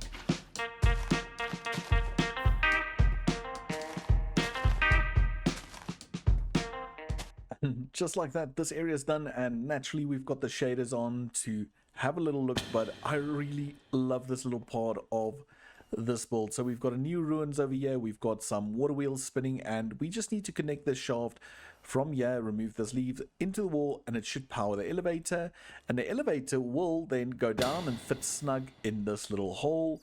We'll be able to exit on this level. So we've got some barrels, we've got some moving parts over there. I might switch these two around for with stairs so there's less clipping. But then if you walked on over here, we've got a little stairway heading down, and we're in this area, and this is the entrance where the Ocean Monument's entrance used to be, and we just kept those arches and just supported them and kept the natural light. And I have to admit, I love this build so much. I've always loved the ruin build style. It just looks so cool. But I think the next thing we need to do is quickly sleep through the night. So now that it's daytime, there's a few more things we need to do before we can turn this into a functioning elevator. And the first thing is, well, gluing all of this together. So if we head on down here, and let's see if we can land right here. Let's then right click that one. And if we just go up all the way to what's going to be the easiest now, this one.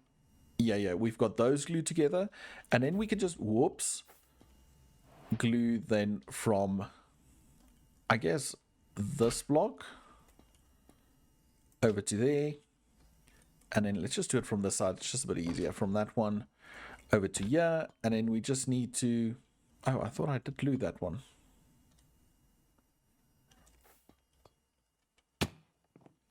Oh, that's weird. Why didn't the glue take?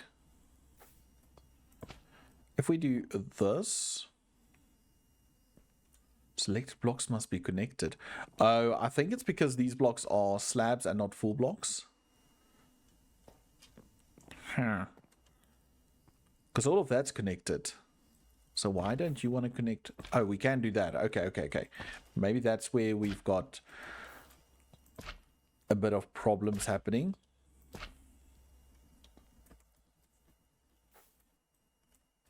Okay, we got all of those. And now can we connect those? And then can we connect that one to there?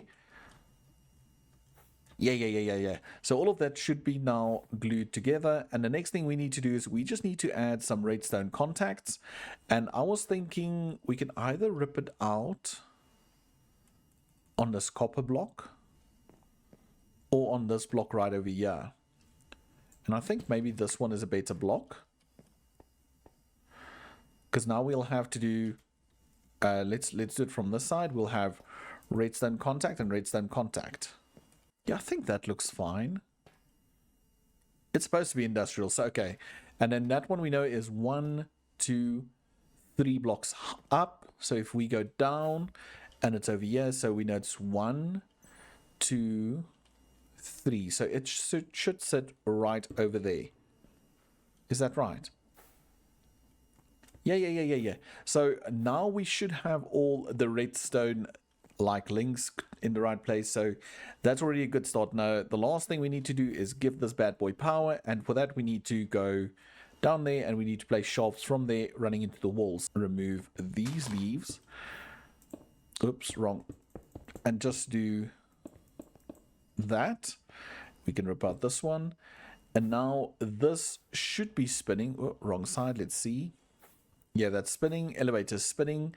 And I think what we need to do is connect it. So we'll just right click this.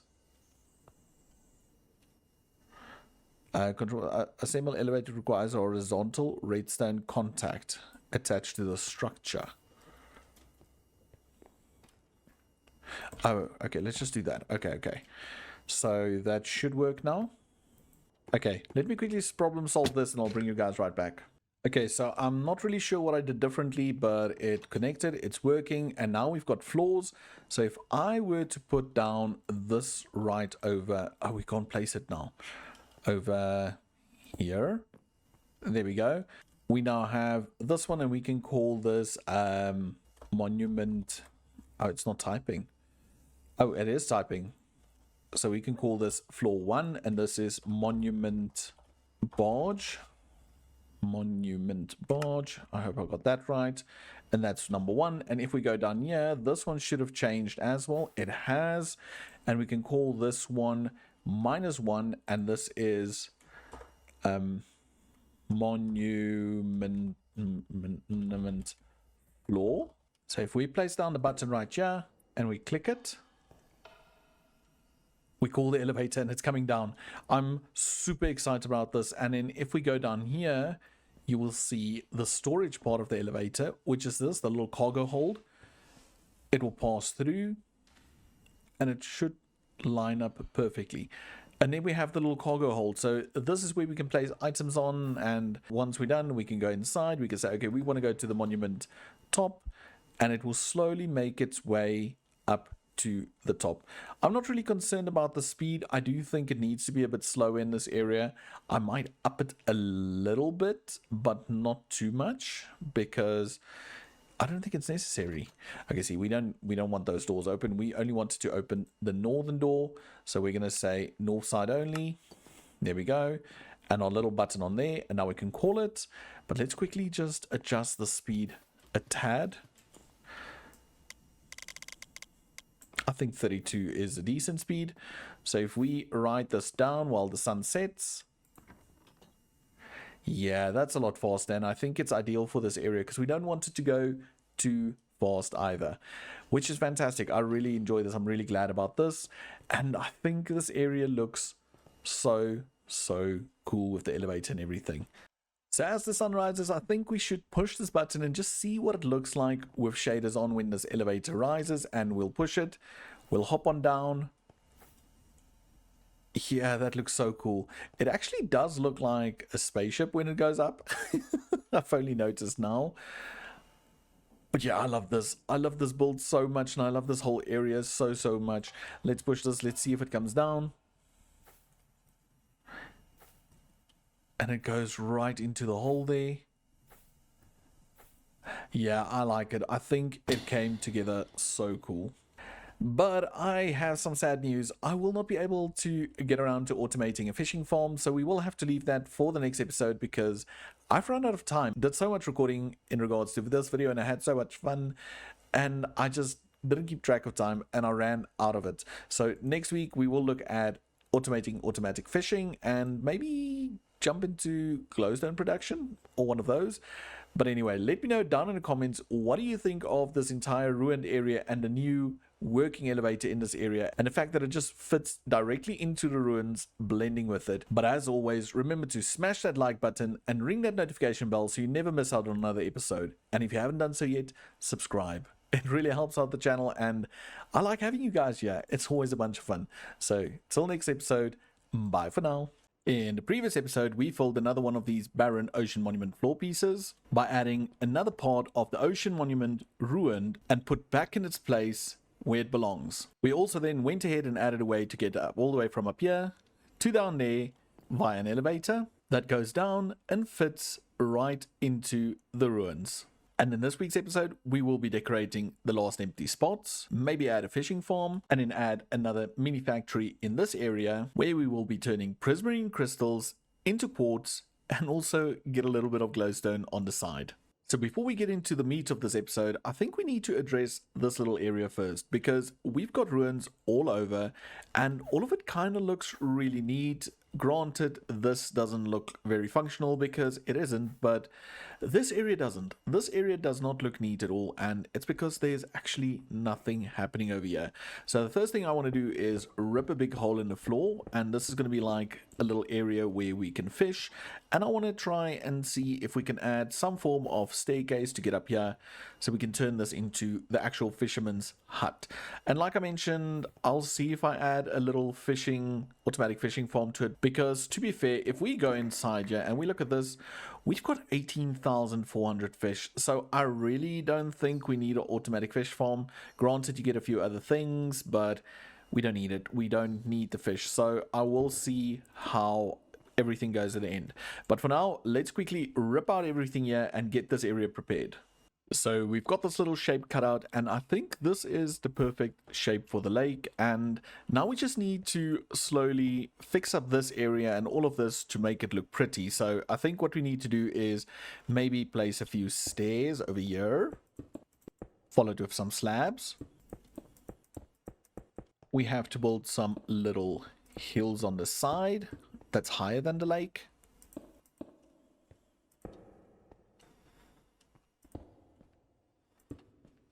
Nice.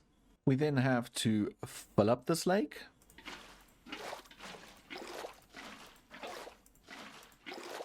To break the rough floor, I think we need to add some variety in blocks for a pathway. So ripping up the floor again. And then we're going to texture it with cobbled prismarine, eroded prismarine, and sanded prismarine. So in we go with sanded.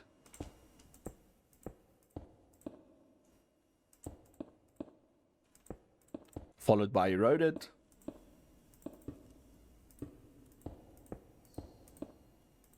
And finally cobbled.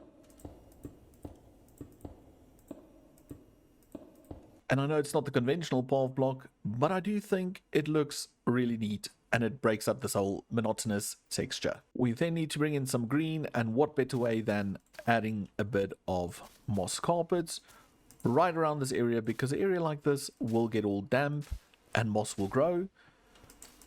And even though this area is already looking 100 times better, I think we need to maybe add some form of plant over here so we have some crops growing. So what about something over here?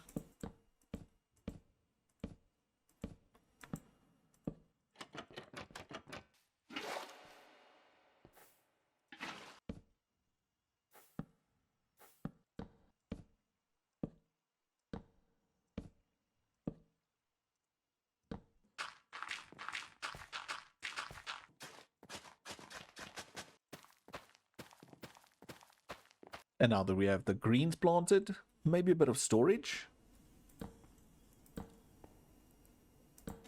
And in a way to get up to this area, which I think this area might be perfect for it. So we'll just rip out a bunch of this. Add some railings. And then the last thing I think it needs is a tree. Yeah, right behind me, a tree.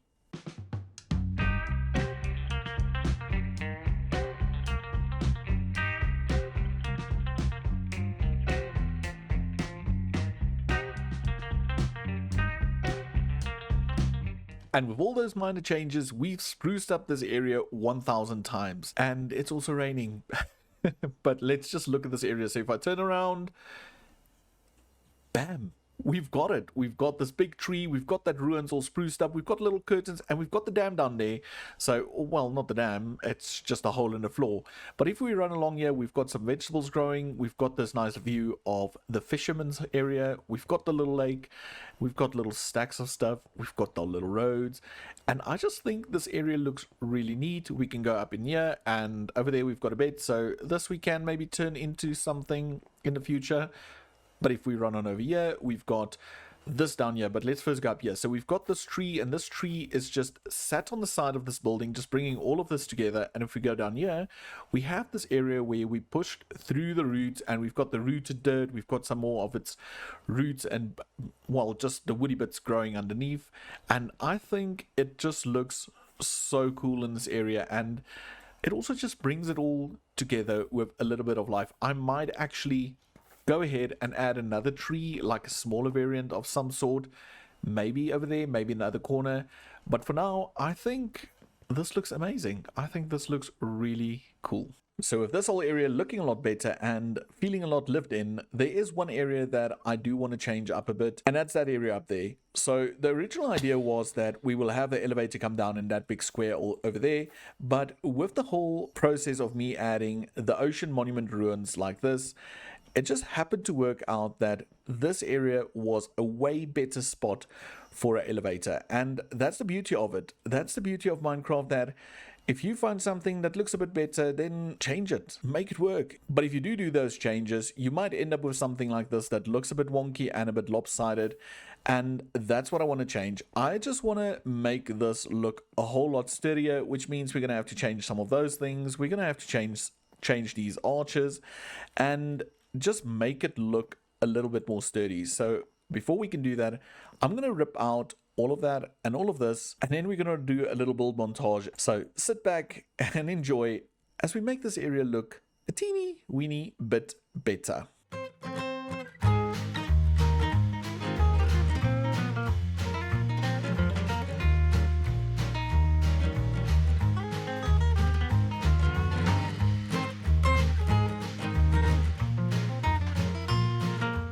And just like that, we finished up this area, and it looks a lot the same as before, but in actual fact, it's a bit bigger, the hole over there, and we moved these two legs. Granted, those gaps aren't the same as the rest, but you'll never really pick it up unless you go look for it. But if we go on up, we'll see the elevator goes all the way to the top still, and it works. And once we get here, we've got this little nice wide path. We have some railings that we did with the grey hanging canvases. And I decided to extend this whole support system. So we've got 4 legs over there, we've got 4 over there, and on this side we've got this big block over here which almost looks like a weight, which just helps to keep this whole bridge area a bit more stable. And I do have to admit, I really do like this. This walkway is a bit narrow, but you can still fit through there. In general, I love it. I think this is such a nice little change to it, and even this, I like the bigger gap because now you can have a nice view of this monument down there as well. So I would say that's a success in regards to modifying this area. But for the next farm in this area, we are heading over here, and we're going to be using the PRISMARINE crystals, because you see the PRISMARINE crystals, when run through a crushing wheel, will give you 1 nether quartz, 20% for chance for a second piece of nether quartz, and I think it's a 10% chance for glowstone dust. So that will be our next farm. It's mainly going to be a nether quartz farm, but all the glowstone dust will be a bonus. So the challenge we'll have is to get all the PRISMARINE crystals from down here all the way up here, and then across to this area over here. So the first thing I'm going to do is I'm going to decide where exactly I'm going to have the input of this workshop on this area, and then we're going to head on down there and we're going to start figuring out how we're going to transport those crystals all the way from down there to the dedicated area over here. And this over here, this is the place where we want the items to land. So I think this will be a perfect little input for the PRISMARINE crystal factory, because it's near the front, so we can have the items coming over there. We can have processing running around this wall, and we can then walk out onto this area. So that is the final destination. Now, about the whole transportation of getting items from down there to here, well, I was thinking maybe we could do something fun using these. Yes, weighted ejector plates. And to do those, we need to determine a path they will follow. So we know this is going to be our final area, and from here we can only go in this direction or that direction. I think we need to go out this way and then maybe do the first one, well, not up there in the sky, but somewhere over here, so it's on the ground and in line with this one should be the right one. So somewhere over here, and then from here it will go over, and we need to now get it from, let's say, here maybe. So it will go bump, bump, bump, and then from here we're gonna have to go down. So I'm thinking we should maybe do one over here somewhere. And we're going to have to come out quite a bit because it's 3 up until that line. So the ejector will be on the spot right over here. So it will go up, up, there, and there.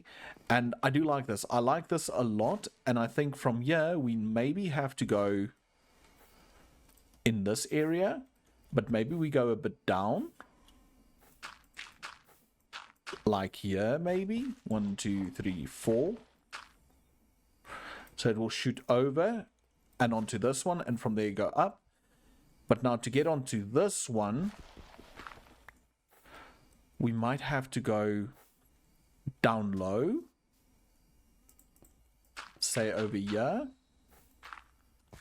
Yeah, so it goes from here, it goes up, up, up, and over, and then from here we can just have it shoot out from maybe this area over here, because we do have all the draw connections and everything right over here. So maybe if we just go, I'm actually thinking maybe over here rather. That way we be in front of the water wheels, and we don't have to have any extra trims. We can just run it from over here, and we'll be, I think, more or less over here. So we'll have the items pop out over here, fly on over, land on this ejector, shoot from this one up here, from this one over to here, and then from this one to the top, and from the top to here, from there to here. Yeah, I like that idea. So now we know what we're going to do. We know how we're going to do it. So let's get some ejectors placed. So we have our weighted ejectors and we're going to start from the back going this way. So first of all, we're going to mark this because that's where we want it to land. And then we're going to come on over here and it seems like it will work. So we'll place one down. So this weighted ejector will shoot items all the way up there. And we're just going to continue that line. But also I want to change these from the get-go so they only eject when they have a total of 16 items on it. Okay, now from here, we're going to shift right click this one and we're going to go this way. I already ripped this one out and we're going to do this. And again, 16. And that's just how it's going to go the whole time. So now again, from there, we're going to go, yeah, 16 from there to yeah.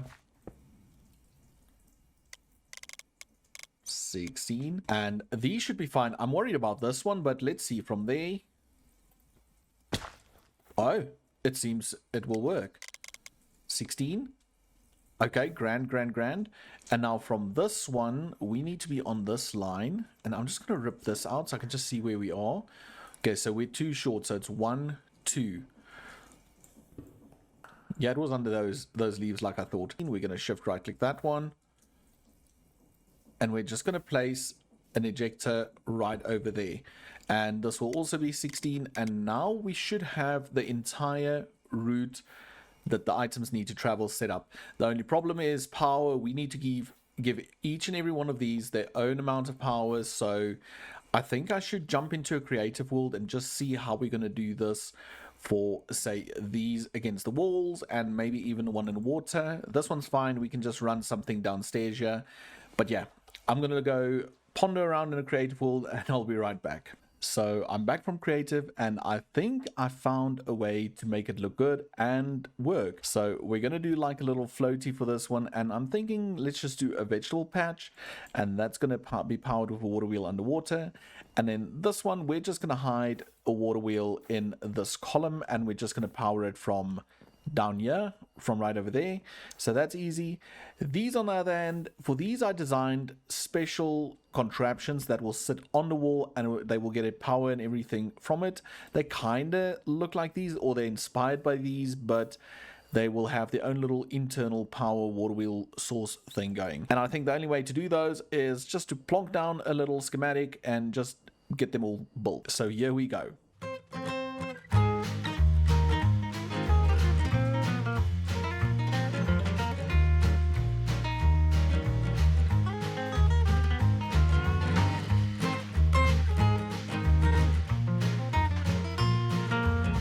And we have those 3 in place and I do think they look super cool and they really fit the area and they actually work and it's quite fun if you land on them. How you get transported all the way up and over. So this one we still need to figure out and we're going to power this one and we also need to power, oops, that one down there. But then also I added this little one to look like another one of these floaties. I might go around try fixing it up a bit, but I don't hate it. I just think it needs a little bit more detail, maybe a splash of color. But this one is also working and we'll do the final delivering. But let's first start with the one here at the very bottom. So we need to power this and you'll notice I also went ahead and set up the controls for it. But if we power this, what I want is for this to maybe run directly into that. Let's rip these 2 out then. I think this will be the easiest way. We can do our rotational speed control over here with a speed of 128. And then we can add a little one like this and we'll just rip out that block. And now we can add the wheel over here, I think. Yeah, I think we can do that. But so we'll just add a little gearbox over there. We'll add the wheel over there. And then if we chuck water right over there, all of that spins as well, and we can just add a texture to that. And that's it sorted for this little one. So let's just grab these blocks. Whoops. And that was relatively easy. I might add a little stair over there just to smooth it out a bit. But now if we land, I don't know if it's going to pick us up. But if items land over there, they should fly on all the way over here. And let's use this to get to the top.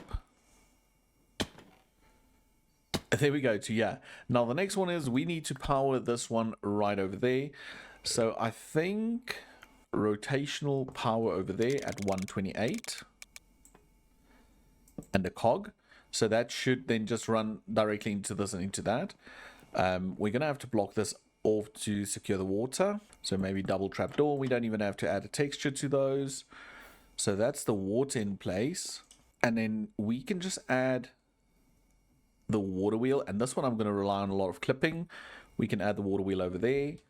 Add another trapdoor over there. And if we place down the water right over there, that spins. And we can just do shaft, shaft, and then encase chain drive, encase chain drive. Yeah, that's also working. So now we've got this one sorted. So technically, all the weighted ejector plates are right.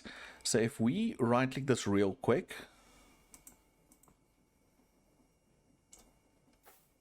Oh, I think I went too fast. Let's just try it again.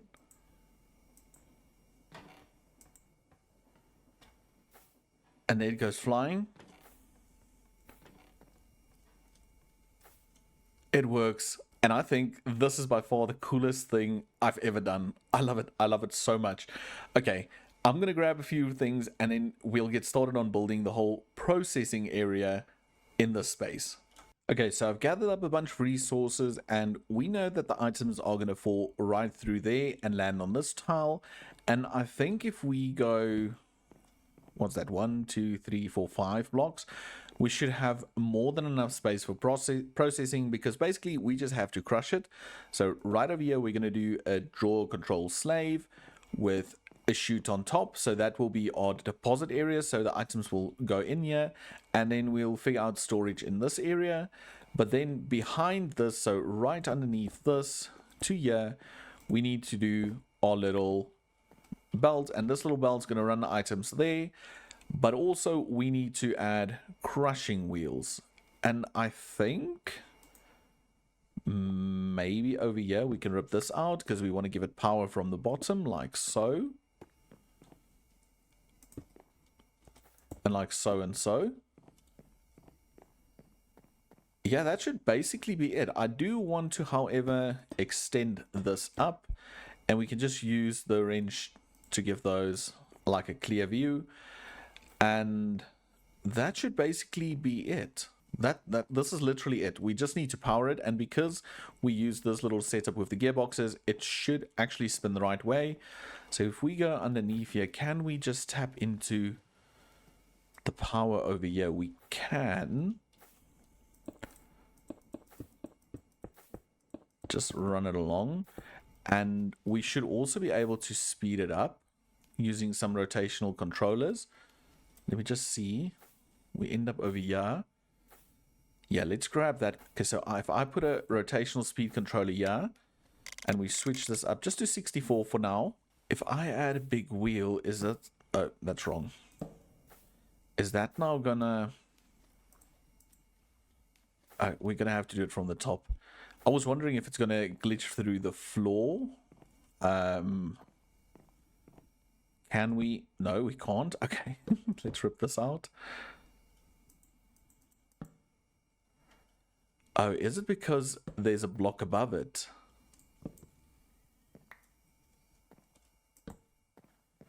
It is.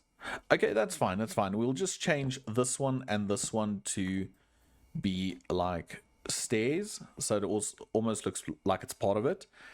And if we do this and this, okay, it's spinning the wrong way, but I mean, that's quite an easy change. We just go down here, and instead of having, whoops, sorry, having this at the bottom, we'll just move it to the top.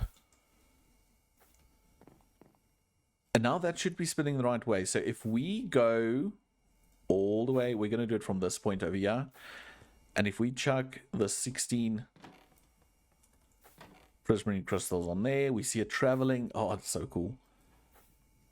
Goes into the system, crushes, and there we've got 33 nether quartz in there and an additional 4 glowstone. So this whole contraption's working. So I think what I might do is I might speed it up a bit more, because we got it on 64 now. It's not slow, but I'm sure we can do it to 128.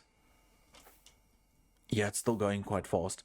Okay, that's cool. So I think I'm quickly going to figure out storage, which I think should be in this area over here, and then I'll bring you guys back. Okay, so I've added some storage up there, and I think what we need to do is maybe just flick this and let it go a few times. Yeah, that's 2. Let's do it 4 times, then we've got a whole stack going. Okay, so that's 4 times. Oh, I just love the items traveling all over. And we have the items going in. It's already processed those. Oh, wow. 22 glowstone and 163 nether quartz. So this is really efficient. And I think because it's processing so fast, we should turn it back down to maybe 64 RPM. Because that way it will just go a little bit longer and we can actually see the items travel and stuff. So yeah, 64. But now I'm worried, what if it gets filled up and the stuff starts to despawn? Okay, no, 128. It's gonna stay 128. So let's do that. 128, and that should be it. This should be a totally functioning farm. And now the next thing we need to do is, well, get a building over it. So I think I have an idea of what I want to do, and it's going to be a modification of the buildings to the back as well. So it's going to be the same style, but just something that fits in this area. So I'm going to head on to a creative world, do a bit of planning, and then the next clip you'll see will be me building that creative plan using the schematic cannon. So sit back and enjoy.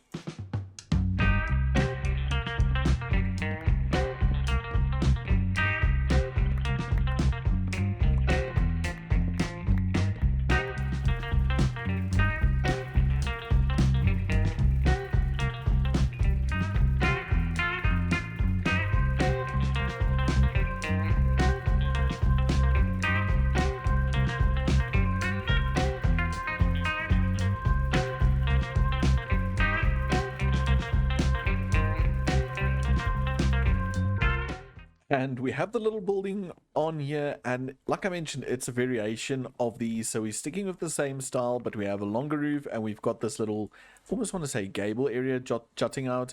And if we look through here, we've got the crushing wheels going, and I did let it run a bit to make sure everything's working fine, which is good news. But then also I went ahead and added all the redstone bits to turn certain parts of this machine on and off when and if it needs. So to explain that, let's head on down here. And then first things first, we have this little funnel on here, and this funnel is controlled via redstone pulses with these redstone links. The first one we have is, if we go down here, we've got the sea lanterns, and the sea lanterns, as soon as it's full, it will throw out a signal. So we did an inverse signal, so if it's full it will turn off the signal, and the reason for that being is we've got this whole thing powered. So all of this is powered, and if it's empty, the funnel over there is powered, thus it will not allow the prismarine crystals to go onto the ejector plates. And as soon as it reaches the full limit, it will unpower, and then it will trigger all of these, resulting in the state we're currently in, which is a redstone torch that is off, and thus meaning that the funnel is unpowered. Let's just go up here. Whoops. So unpowered funnel. So technically this should work if we turn it around. But then over here we've got an additional signal, and what this one does is says, even though that storage is powered off and it allows prismarine crystals to go through you, that storage is full and we need the crystals to stop going. So if we flick this, we will see it will run. But as soon as, can we beat that? No, it's too fast. It's too fast, wait. No, we can beat it. Boop, it goes in. But as soon as this one reaches its limit, which is 95%, this will trigger a signal, and it will also lock that funnel. Thus we have 2 signals controlling the one funnel, one for the sea lanterns, one for the nether quartz. So it should work. It should work quite nice. Thus, we will never have items just landing up there and despawning, which I'm pretty happy about. So that's working. This build's working. And that's another farm for this area completed. So if we look at this little area in the shack, we can see we've got that farm going. We've got this going. We just finished this, and I'm not going to make a fish farm because we've got more than 18,000 fish already. We did sort the kelp and the belts and all of that. And as far as the pickle farm, I'm not really too bothered. It's not something I really want to do as pickle farms, but it's there. So apart from that, I think we're nearly reaching the end of this area, which is kind of a pity, but at the same time, I like the idea that it's a very small community. It's very limited, and it looks fantastic. I really do like the way it looks. I do, however, want to add a few more floating areas that will not be structures or farms, but more decoration, and I might do that in a stream. I might do it off camera. Hello, Mr. Whale. So that's something that's going to get added to this area. Also, we need to look at getting the boat in here. That will be bringing people around to come see this area. Also, just like that, this farm is already filled up and we can see the signal triggered here. So if we go check downstairs, it should be on. Yeah, see, it's on, and thus this is not turned off. So I think maybe it powered the ejector. Maybe that's why it's not working. Let's take that off. Yeah, it might be a visual glitch. I'm not really sure. But if we take this away, yeah, if we take that away, instantly it starts to go again. So if we power that, it stopped. So either way, it does stop this from running, which is not a problem, which means that works as well.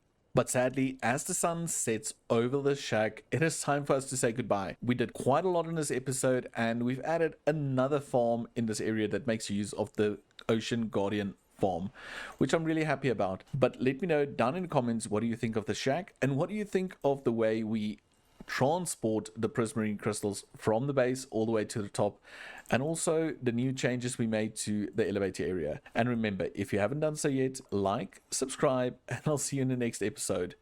Till then, bye for now. In the previous episode, we upgraded the elevator, filled in some blank spaces with new ponds before we built this wacky transporting system that takes prismarine crystals all the way to this little workshop where we crush them into nether quartz and glowstone. But in this episode, we need to build a lot more floating bits with big trees so we can decorate a bunch of these blander spots that we have in the background, and also just see what else we can do to make all of this look just that little bit better. But before we jump into the bulk of today's episode, I should just mention that it will be a bit of a shorter episode and also a bit more build orientated because I got hung up on work and it's just been really busy. So instead of giving you guys nothing, I'm going to give you a little bit of a build episode. So with that said, let's get some resources gathered. And the first stop on the resource gathering adventure is the Mesa area, and yeah, I still love this area so much. But way over here, because we need some gray dye. So if we run in here, we need gray dye. And I think 3 stacks will be more than enough. And then we need some sand as well. But I do believe I have a whole bunch in my backpack. And gravel, we're going to get back over at the main base. So here at the main base, we've got quite a variety of places to choose from, but this is always the easiest part for gravel, or the easiest place, because we've got so much. So I'm just going to grab a bunch. And now that we're in this building, we need to craft up a bunch of grey concrete powder and just then send it through the washer so we can get some grey concrete. So crafting. Next up is the farming area where we've triggered the leaf harvester to gather some leaves, because we're going to need a bunch of birch and azalea leaves. And this process is taking a while. I wonder if I should maybe bone meal some of these. Back to the main base to grab some packed mud. And now that we've got all the resources gathered, it's raining, so what we're going to do is we're going to wait it out and then we'll plot a few schematics together. So I've got the first sets of schematics loaded up, and the idea is that we'll have one island like this over there with a single tree, and we've got some crops growing on there as well. And then we'll have a second one in that area, a third one right over here, because this stretch was just a bit too barren. And now we have this little island with just a bunch more vegetable patches on it. We will add some more water, and then that way you can also jump over it. And the last one will be right over there. So I think that's good for the first 5 schematics to be placed in this area to uplift it. So I've got the schematic cannon down there, and I've got all the necessary backpacks in place. So if we plonk in the first schematic, we check our clipboard, we should see that, okay, we only need these items. So the first one is the framed items. That's perfect. We'll just place down the framed backpack. So that should automatically eliminate some of those. And now we just need tomatoes and onions. Onions, I think we can harvest a bunch over here. I don't know if I've been harvesting and keeping them. I can't remember. No, I haven't. So we can just go ahead and rip these out. I guess I could have used fortune, but oh well. So we've got some of those. And then for the tomatoes, we can just harvest a bunch of these as well. And there we go again with the achievements. I really don't know what's going on with the game. But now we should have everything we need. So we can just turn these tomatoes into seeds, and that should be it. Let's check it. Yeah, we've got it all. We have it all. So what I'm going to do now is I'm going to let the schematic cannon run, build that one and the rest as well. And then I'll bring you guys back to find out what you think of the few additions before we continue with the rest. And there's a bunch of glow ink in the background.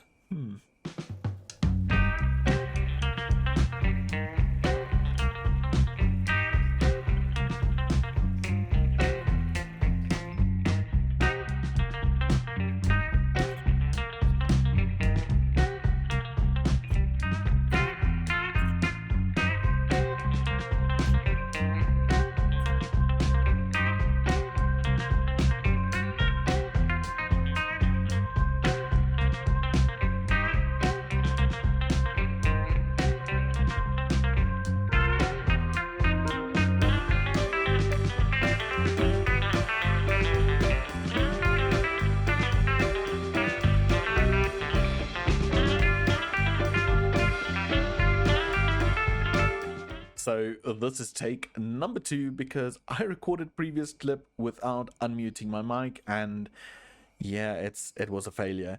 But anyway, we've ended up adding all the trees that we shown in the previous clip in this area, but also a few extra ones like that one over there, this one and that one, and one over there and one over here, with also some additional veggie patches in this area. And I do have to admit, this whole area looks a whole lot more lived in with the different trees all around the area. I do, however, still think that I need to just see what it looks like from up there, and it doesn't disappoint. I mean, just look at how cool this area looks. There's still a lot of places we can add more barges, like in that area and this area, but for now I think this actually looks really well lived in, and it just does so much for the area. Okay, we just fell through those 2 girders. Anyway, I do think this area looks really cool, and I can't wait for the crops to grow and just bring that extra bit of life to it, like those tomatoes over there.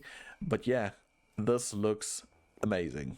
So the next little project I want to tackle is in this area over here, and what I want to do is just give the fish that we get from the Guardian farm a more permanent home. And I'm thinking, what better place to do that than right over here. So I'm thinking that we can maybe do some form of chopping area up here. So we'll do a little water wheel. Let's just get in here. We'll do a little water wheel maybe that gives it power in this area, and then over here we can just do a little bit of a conveyor belt with a knife system or deployer, chopping the fish and giving us fish fillets and bone meal. So this area I'm going to work on, but the first thing we need to do is get a source of power in here. And how are we going to do that? Well, we're just going to repeat another one of those water spouts right there. Okay, so we've got this whole little spout in, and it's exactly the same as the rest of the designs, I just used the bigger design we had over there, and I will decorate it a bit more. But the idea is that we have the spout over here, and then we will do some form of structure with the water wheel on it. But for now, I think we first need to figure out where what goes in this area. So I'm going to rip out all of these barrels like so, and this opens up the area perfectly. And what I think is we need to have a drawer control slave over here, a final drawer controller in this area, and then we just do those two like that, and that should be perfect. I don't think we need anything else. We're gonna have to connect it via belt, so we'll do a brass funnel over there and a normal funnel on that side. This one will have to look in and that one's going to look out, but we're just going to keep it like that for now. And then we're just going to go ahead and add belts in this area, so 2 shafts and a belt. And that's our whole transporting system done. It's quite fairly simple. We need to add a filter onto this, telling it to only extract raw cod, and we're just going to leave that at 1. I don't mind it being 1 because it's just going to process over time. And then right here in the center somewhere, we need to add a slicer. So I think the slicer would be perfect in this area. It might change all depending on the rotation of it, because it needs to rotate a certain direction. So if I see it's rotating the wrong way, I'll just move it on 1 because an additional cog will fix that. But that should be the entire system. So now what we need to do is we need to hook up the raw cod drawer down there with this storage system on this side, and we need to get the water wheels in. So I think what I'm going to do is I'm going to do the connection of the cod storage off camera, and I'm going to build a little structure for the water wheel, and then I'll bring you guys back. So now that we have this system in place, we have the water in place, we also finish the transportation of the raw cod from there. So we do shoot it over using the item drain system that goes into a drawer slave on this side, and that just runs up the corner over here, which we will decorate, and it allows the items to pop out on top over here. But now it comes the big part of powering it all, and I think how we're going to do is we're going to just break through that over there, which is perfect. And for now, I'm just going to run a bunch of temporary blocks right along here, and that is just so we know exactly where the center of the water wheel needs to go.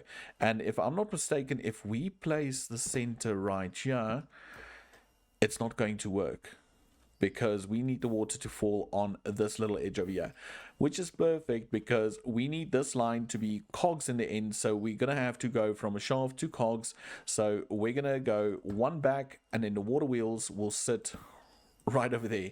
Okay, see, that's perfect. That's where it's going to have to go. So let me quickly grab this one, place that over there, and now we have those two in place. And now we just need to route the power all the way from over there into this house, and we might have to do something funky at the back here, and that way we will be able to power the slicing machine. So I'm going to rip out this, I'm going to see to getting the power into this area, and then I'll bring you guys back. Okay, so I've connected it all up with a shaft, and this shaft runs into this corner over here, where it will run into a bigger cog, and from there it goes down into a rotational speed controller, and we've got a line of smaller cogs over there. So if I were to place down the gearbox, and why can't I do that? I think it's because it's too close to that. Okay, but that's not a problem. Let's rip out maybe that one and this one and this one.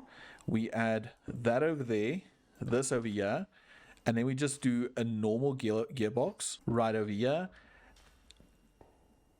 and it spins. It is spinning the wrong direction, I think, and we also still need to power the belt itself, but that's not a big problem. But at least it's spinning. So we can also then adjust this, just do it the opposite side, and now it should spin in the right direction. So what I'm going to do is I'm going to hook up the belt off camera, and then I'll bring you guys back once it started processing. So we've got this whole area sorted, and everything's working and turning the right way. The only thing you'll notice is items are not coming out from this area, and that is basically because this little line of drawers we have running from there up to here does not have a drawer controller, so we can fix that by running a single line of drawer controllers underneath this. But what that will do is that will show a bunch of drawer controllers over here, and I'm not really sure if I want to, or not drawer controllers, what do you call those things, trims, from there to here. And I think that's fine. You're going to see the trims, but we can hide it behind some of the frame trapdoors. So if we were to run trims like this, and then let's rip out this one and put this one down there first. And if we place this down, it should send out items. Why is it not sending out items? Oh, is it because... I think we need to rip this out, actually. So let's rip this out. And then we'll place down a drawer, add a stack of raw cod, lock the drawer, quantify it, and if we pick it up now and we put it back over here, yes, see, now it works. Why is it not cutting? Is it because it's too slow? Let's speed this up to, let's say, 128. There we go. Now it's working. So now we've got a functioning system, and what we can do is we can just do that. And that should now, in theory, just continue to make fish fillets and bone meal. And that's another farm done. So now all that's left to do is decorate this water wheel, get it on a stand or something, decorate this area a little bit. And that will be it for this little fish processing hut. And we're back in this world with shaders on, and it looks amazing. But let me show you so you can see that for yourself. So right over here, we've got the whole ejector system on this wall. We've added another tree in this area just to bring a bit more life onto these runes. And then again, we just pushed through the runes, added some trees, added some branches, some dirt, some root dirt and everything. And it just looks so cool in this area. But when we head over to the fisherman's hut, we have the whole water wheel system, the water pouring down, and we added this little structure housing the water wheels. And again, I think it just fits this area and it just fills it a little bit better. So that's looking quite neat. And then it goes into this building over here. We've changed this over to a little bit, somewhat of a balcony. It's more a rundown type balcony, so you can watch out. And then if you enter over here, we've got like a little bedroom, we've got some storage space, and we've got the whole processing area. We've already filled up on fish fillets, bone meal, not nearly. So I think we might as well go ahead, add a little emerald upgrade to that. But that's it for this whole build. And I think it's such a simple build, but it just works, and it's a very easy little farm and a way to process all the fish we get from the Guardian farm.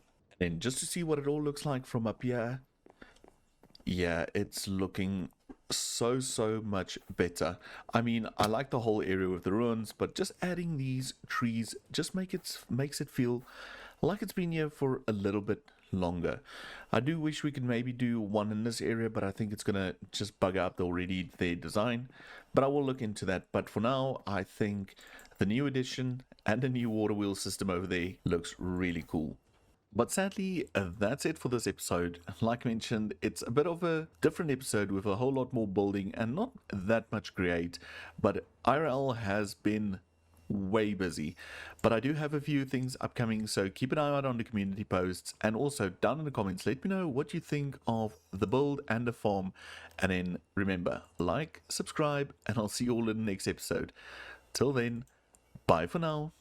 In the previous episode, we went ahead and spruced up the fisherman's hut by giving it its own little water wheel and adding a tiny little contraption that turns raw cod into fish fillets and bone meal.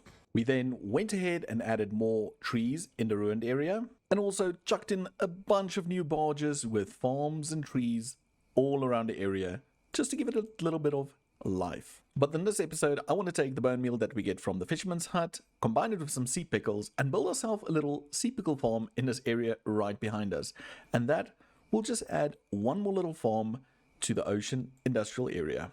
But before we can start construction on the sea pickle farm, we need to gather some resources, and the one resource I have not encountered yet is coral. Yeah, we need to find ourselves a warm ocean, and a coral biome. So that's going to be the first thing. And to do that, we're going to head on over to the main base, get ourselves our little nature's compass, and then we're going to start our journey from right over here. So here at main base, and I do believe we have a nature's compass somewhere over there we go, over here, nature's compass. And if I look in our main backpack, we do have waystones, because I would like to put on a waystone as well. So that is 2 items that we need for this adventure.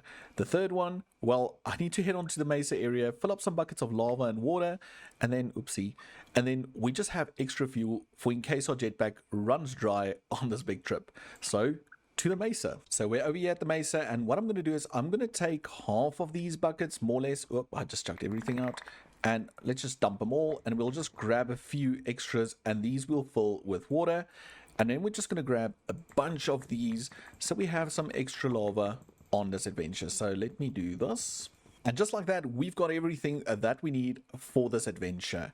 And I'm right here over the barge, and the reason for that is, well, we've traveled quite far in that direction, we've traveled quite far in that direction, and we've traveled a little bit in that direction. Well, quite a bit.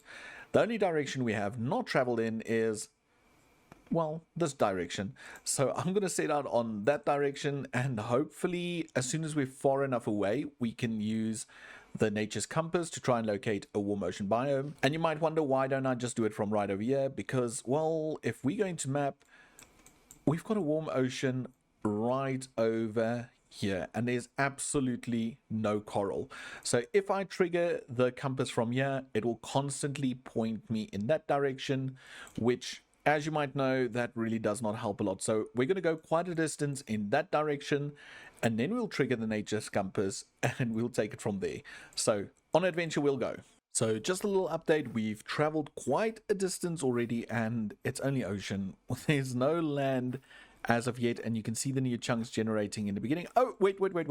We just found a new biome. Okay, so we found land, and if we then land over here, there we go. Let me open the map and I'll show you. So we've gone quite a distance, traveled this whole ocean, and not one warm ocean. We've got some warmer edges over here, but no coral. So if we do nature's compass and we say warm ocean, yeah, I think it needs to be warm ocean.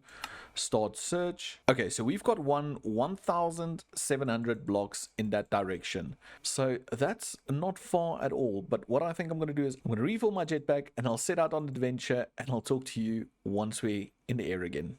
So we're about 700 blocks into our adventure, and I thought I would just bring you guys along on this part of the adventure, because just look at this area, look at that mountain, look at the sunrise over this valley. It's just, it's beautiful. Anyway, the reason why I brought you along is because I would like to talk a bit about the future of the channel and new developments happening. So on the weekend, Friday, we had a little How Did We Get Here stream, which I will link up there. And it was basically just me traveling to some of my older worlds and just seeing where we started and how we got here. And boy, oh boy, it was nostalgic. I didn't think I would react the way I did seeing some of those builds, and well, just seeing the improvement in what we did in the past and where we are now.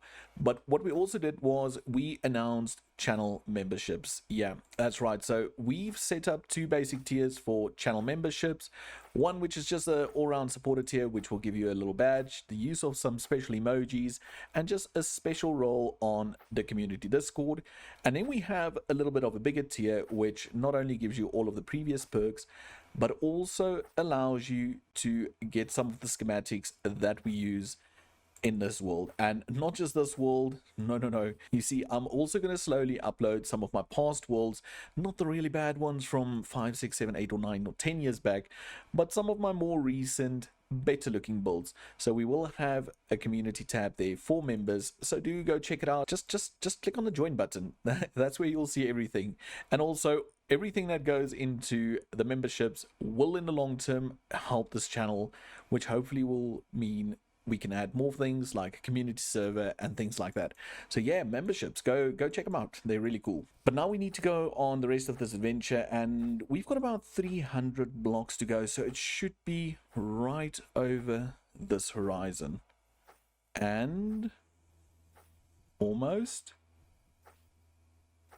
There's a mesa over there. Let's see. Got some hummingbirds. Where's the coral? Is there no coral? Is this it? There's some coral. Okay. Whoa. I was so worried because there was no coral over there and it started spinning. Okay, so we have some coral over here and we don't need a lot of coral, but I'm going to grab quite a bit so we do have if we need to build anything with it. But yeah, I'm going to do that and then I'll bring you guys back once we head on back to the main base. Okay, so I haven't even mined any coral, but I want to show you guys this. Look at this cute guy. He turns into the blocks he's close to. That is the coolest little thing. No, but go somewhere else. Go onto the sand. Look. Come turn into sand color.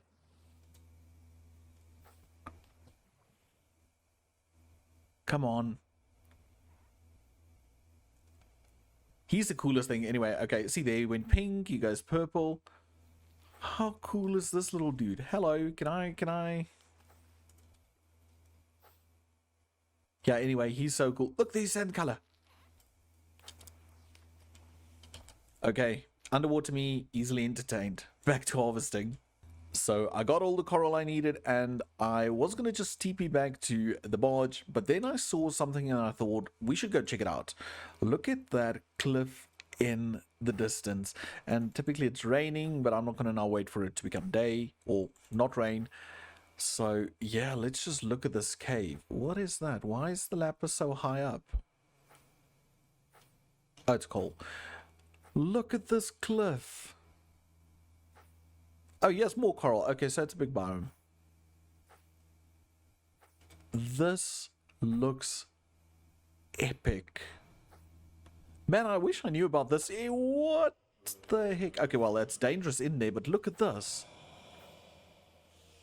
Oh, I wish I knew about this area before we started our bases. Wow, it's pretty loud in here. Can I... That's the only thing with the jetpack, it's hard to fly. Oh, there's a village as well. Yeah, this is a pretty awesome area. Look at this village. It go. No way. Okay, can we do? There's like a pillager's tower. Then we have this whole village, and then we have this massive cave going all the way. How far down does this go? Oh, this might be the end of me. No way. Look at that. Is this like a full-on ancient city? Yeah, it is. Oh. Yeah, it is. There's the portal room. I wonder if I can find Swift Sneak. Piercing. Swift Sneak 2. I'll take that. Oh, it's dark. Okay. Okay. So I don't like this area, and I think we went this way. We're stuck. And I know Alex's mob adds monsters to the deep dark, which I'm not ready for. Okay, let's get on out. But what I'm going to do is I'm going to... Wow, all the creepers. I'm going to put down a waystone in this village because this is epic. Oh, how am I going to do this without them blowing up? Okay, cool. Yeah, this is pretty cool. Wow, I love it. I love it. And this village is also massive. Okay, let's do it right over here. We'll do a second waystone and then I'm going to TP back and I'll see you when I'm back at the barge. So we're back at the barge, and the first thing I want to say is I did try and add a brightening effect onto that last clip, especially the part where we went into the cave. So you might see a little transition there just to add a little bit of brightness to it, but I don't know if it really works. So I do apologize for the darker clip. I will have to maybe look into a gamma mod or something like that. specifically for the cave areas.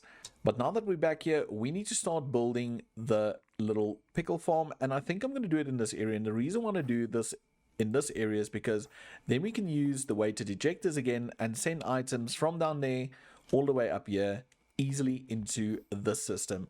So I think what I need to do is just go downstairs, mark out with dirt exactly where we're going to have what, and then I'll bring you guys back when we do have that, and we can start working on the construction. So I've got the basics lined out over there, and what I'm going to build there is going to be repeated on that side, so I haven't gone through trouble. So first of all, let's drink a night vision potion. That's better. Let's drink a water breathing potion. And that's better. Now, heading down right over here where this connects, that's where we're going to have the creation platform. So that's total gap of 1, 2, 3, 4, 5, 6. And right over here at this level is where we're going to do our coral. So we're going to do coral like this, and we can rip out these two now, and we can rip out those. And we're going to create a little star like this, or plus sign, and then we're going to go around and add one more on each side, just like this. Because what we're going to do now is, if we have a pickle over there and we bone meal it, it will grow, and it will grow out in exactly this pattern. It can't go further. This is the ideal pattern. So now that we have this, we'll just go around the edges and we'll just add a little detail like this. This is just to make sure we frame it, because I am going to build a nice little structure around it. And basically what we need to do now is just go underneath this and do 2 more rows like so, and a third, and we're going to continue that all around. And then for a little detail, we're just going to do something like this on the edge, just to break it and give that bit of depth. So I'm going to quickly put that in, and I'll bring you guys right back. So I went ahead and I extended this little ring at the top here, just like we did at the bottom. And as you can see, I missed a few spots, but at the bottom we've got this whole little cylinder shape going, and we have the coral at the top. And if we, let's just finish this. Oops, my bad. But if we head on down here, I did leave a little hole over here, and why it's covered with dirt, well, I just had to drain it so it's easier to work in. And in this area, we're also going to do all our little create components. So I'm going to grab a few create components and then also turn off these particles. The next thing we need to do is we need to glue everything together, and we're going to just first start by gluing these points in like so, and then literally we're going to do everything in a square, and we're going to make sure that we exclude the center one. And the reason for that being is, well, technically we want to be able to, right from over here, place a deployer like that. And this deployer will be the item that keeps on pushing bone meal into the pickle, bone mealing it, and growing everything around it. So that's what's going to happen there. And then on this side, we want to go up, and we just want to place a piston like this. Okay, it's upside down like so, and this will be the piston that extends and pushes this floor up and brings it back down every now and then, just to make sure that it harvests the pickles. And now that this part is installed, we need to just make sure that we get items into this. So what we're going to do is we're going to rip this block out and place a drawer slave right over there, and then on this wall over here we will do 1, 2 item drains, a brass funnel over there, and then just a normal funnel on this side. But what I need to do is I first need to add the filter on here, which will be bone meal, and I also need to add the filter over there, ensuring we only take out 16 at a time and send them into this little deployer. And that's what that system will look like. So out of the slave, it will take bone meal, transport it over the item drains into this little funnel that will put it into the deployer. Now the next step is getting power into these items, and for that I think we're going to have to work with maybe water wheels, but I'm not really sure where I'm going to place them yet. So while I have a think about that, let's quickly build up the sides. So with the items in hand, what we're going to do is on this block we're just going to go all the way up to this level, and we're going to do that on all 4 sides. So like this, let's rip that out. Come on, place that there, and then we're going to do 2 layers of glass like this. And just to ensure it looks a bit better from the outside, what we're going to do is we're also going to then go ahead and add the frame blocks running along like this, and we'll just add the glass texture to that as well, and that already looks 100 times better. So I'm going to do all 4 sides, and I'll bring you back once all of this is done. So I've currently finished the second tank as well, added all the create contraptions underneath the coral blocks, and then I went ahead and added this little tower with a storage for bone meal. I might move it down so you don't really see that, but then I also filled it with a little bit of bone meal. And if we come on up here, well, it's pretty dark. Let me see if I can get a torch. Oh, let's do this for now. So we did this whole system over here, and there is 48 bone meal in this deployer. And if we head on to the other side, come on, we have 48 bone meal in this deployer as well. So we know the whole draw system works. Now we only left with getting the bone meal from down there. Whoop, sorry. All the way into this system, and then also getting this thing powered and sorted and decorated.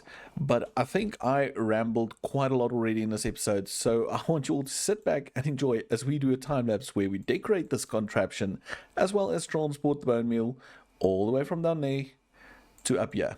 So sit back and enjoy.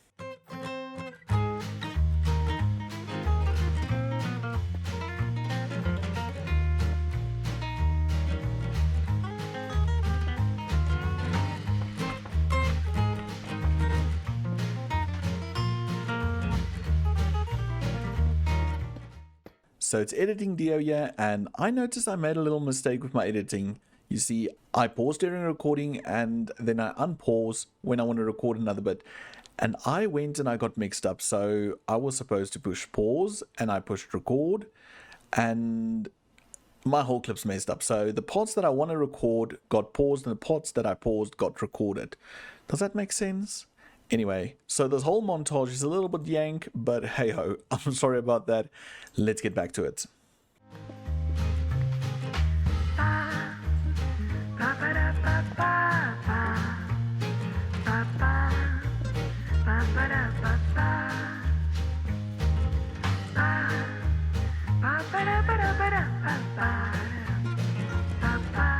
And we've finished the little pickle farm. It has some minor hiccups with pickles getting stuck in corners, but what I'm going to do is I'm just going to upgrade the pickup range of this backpack.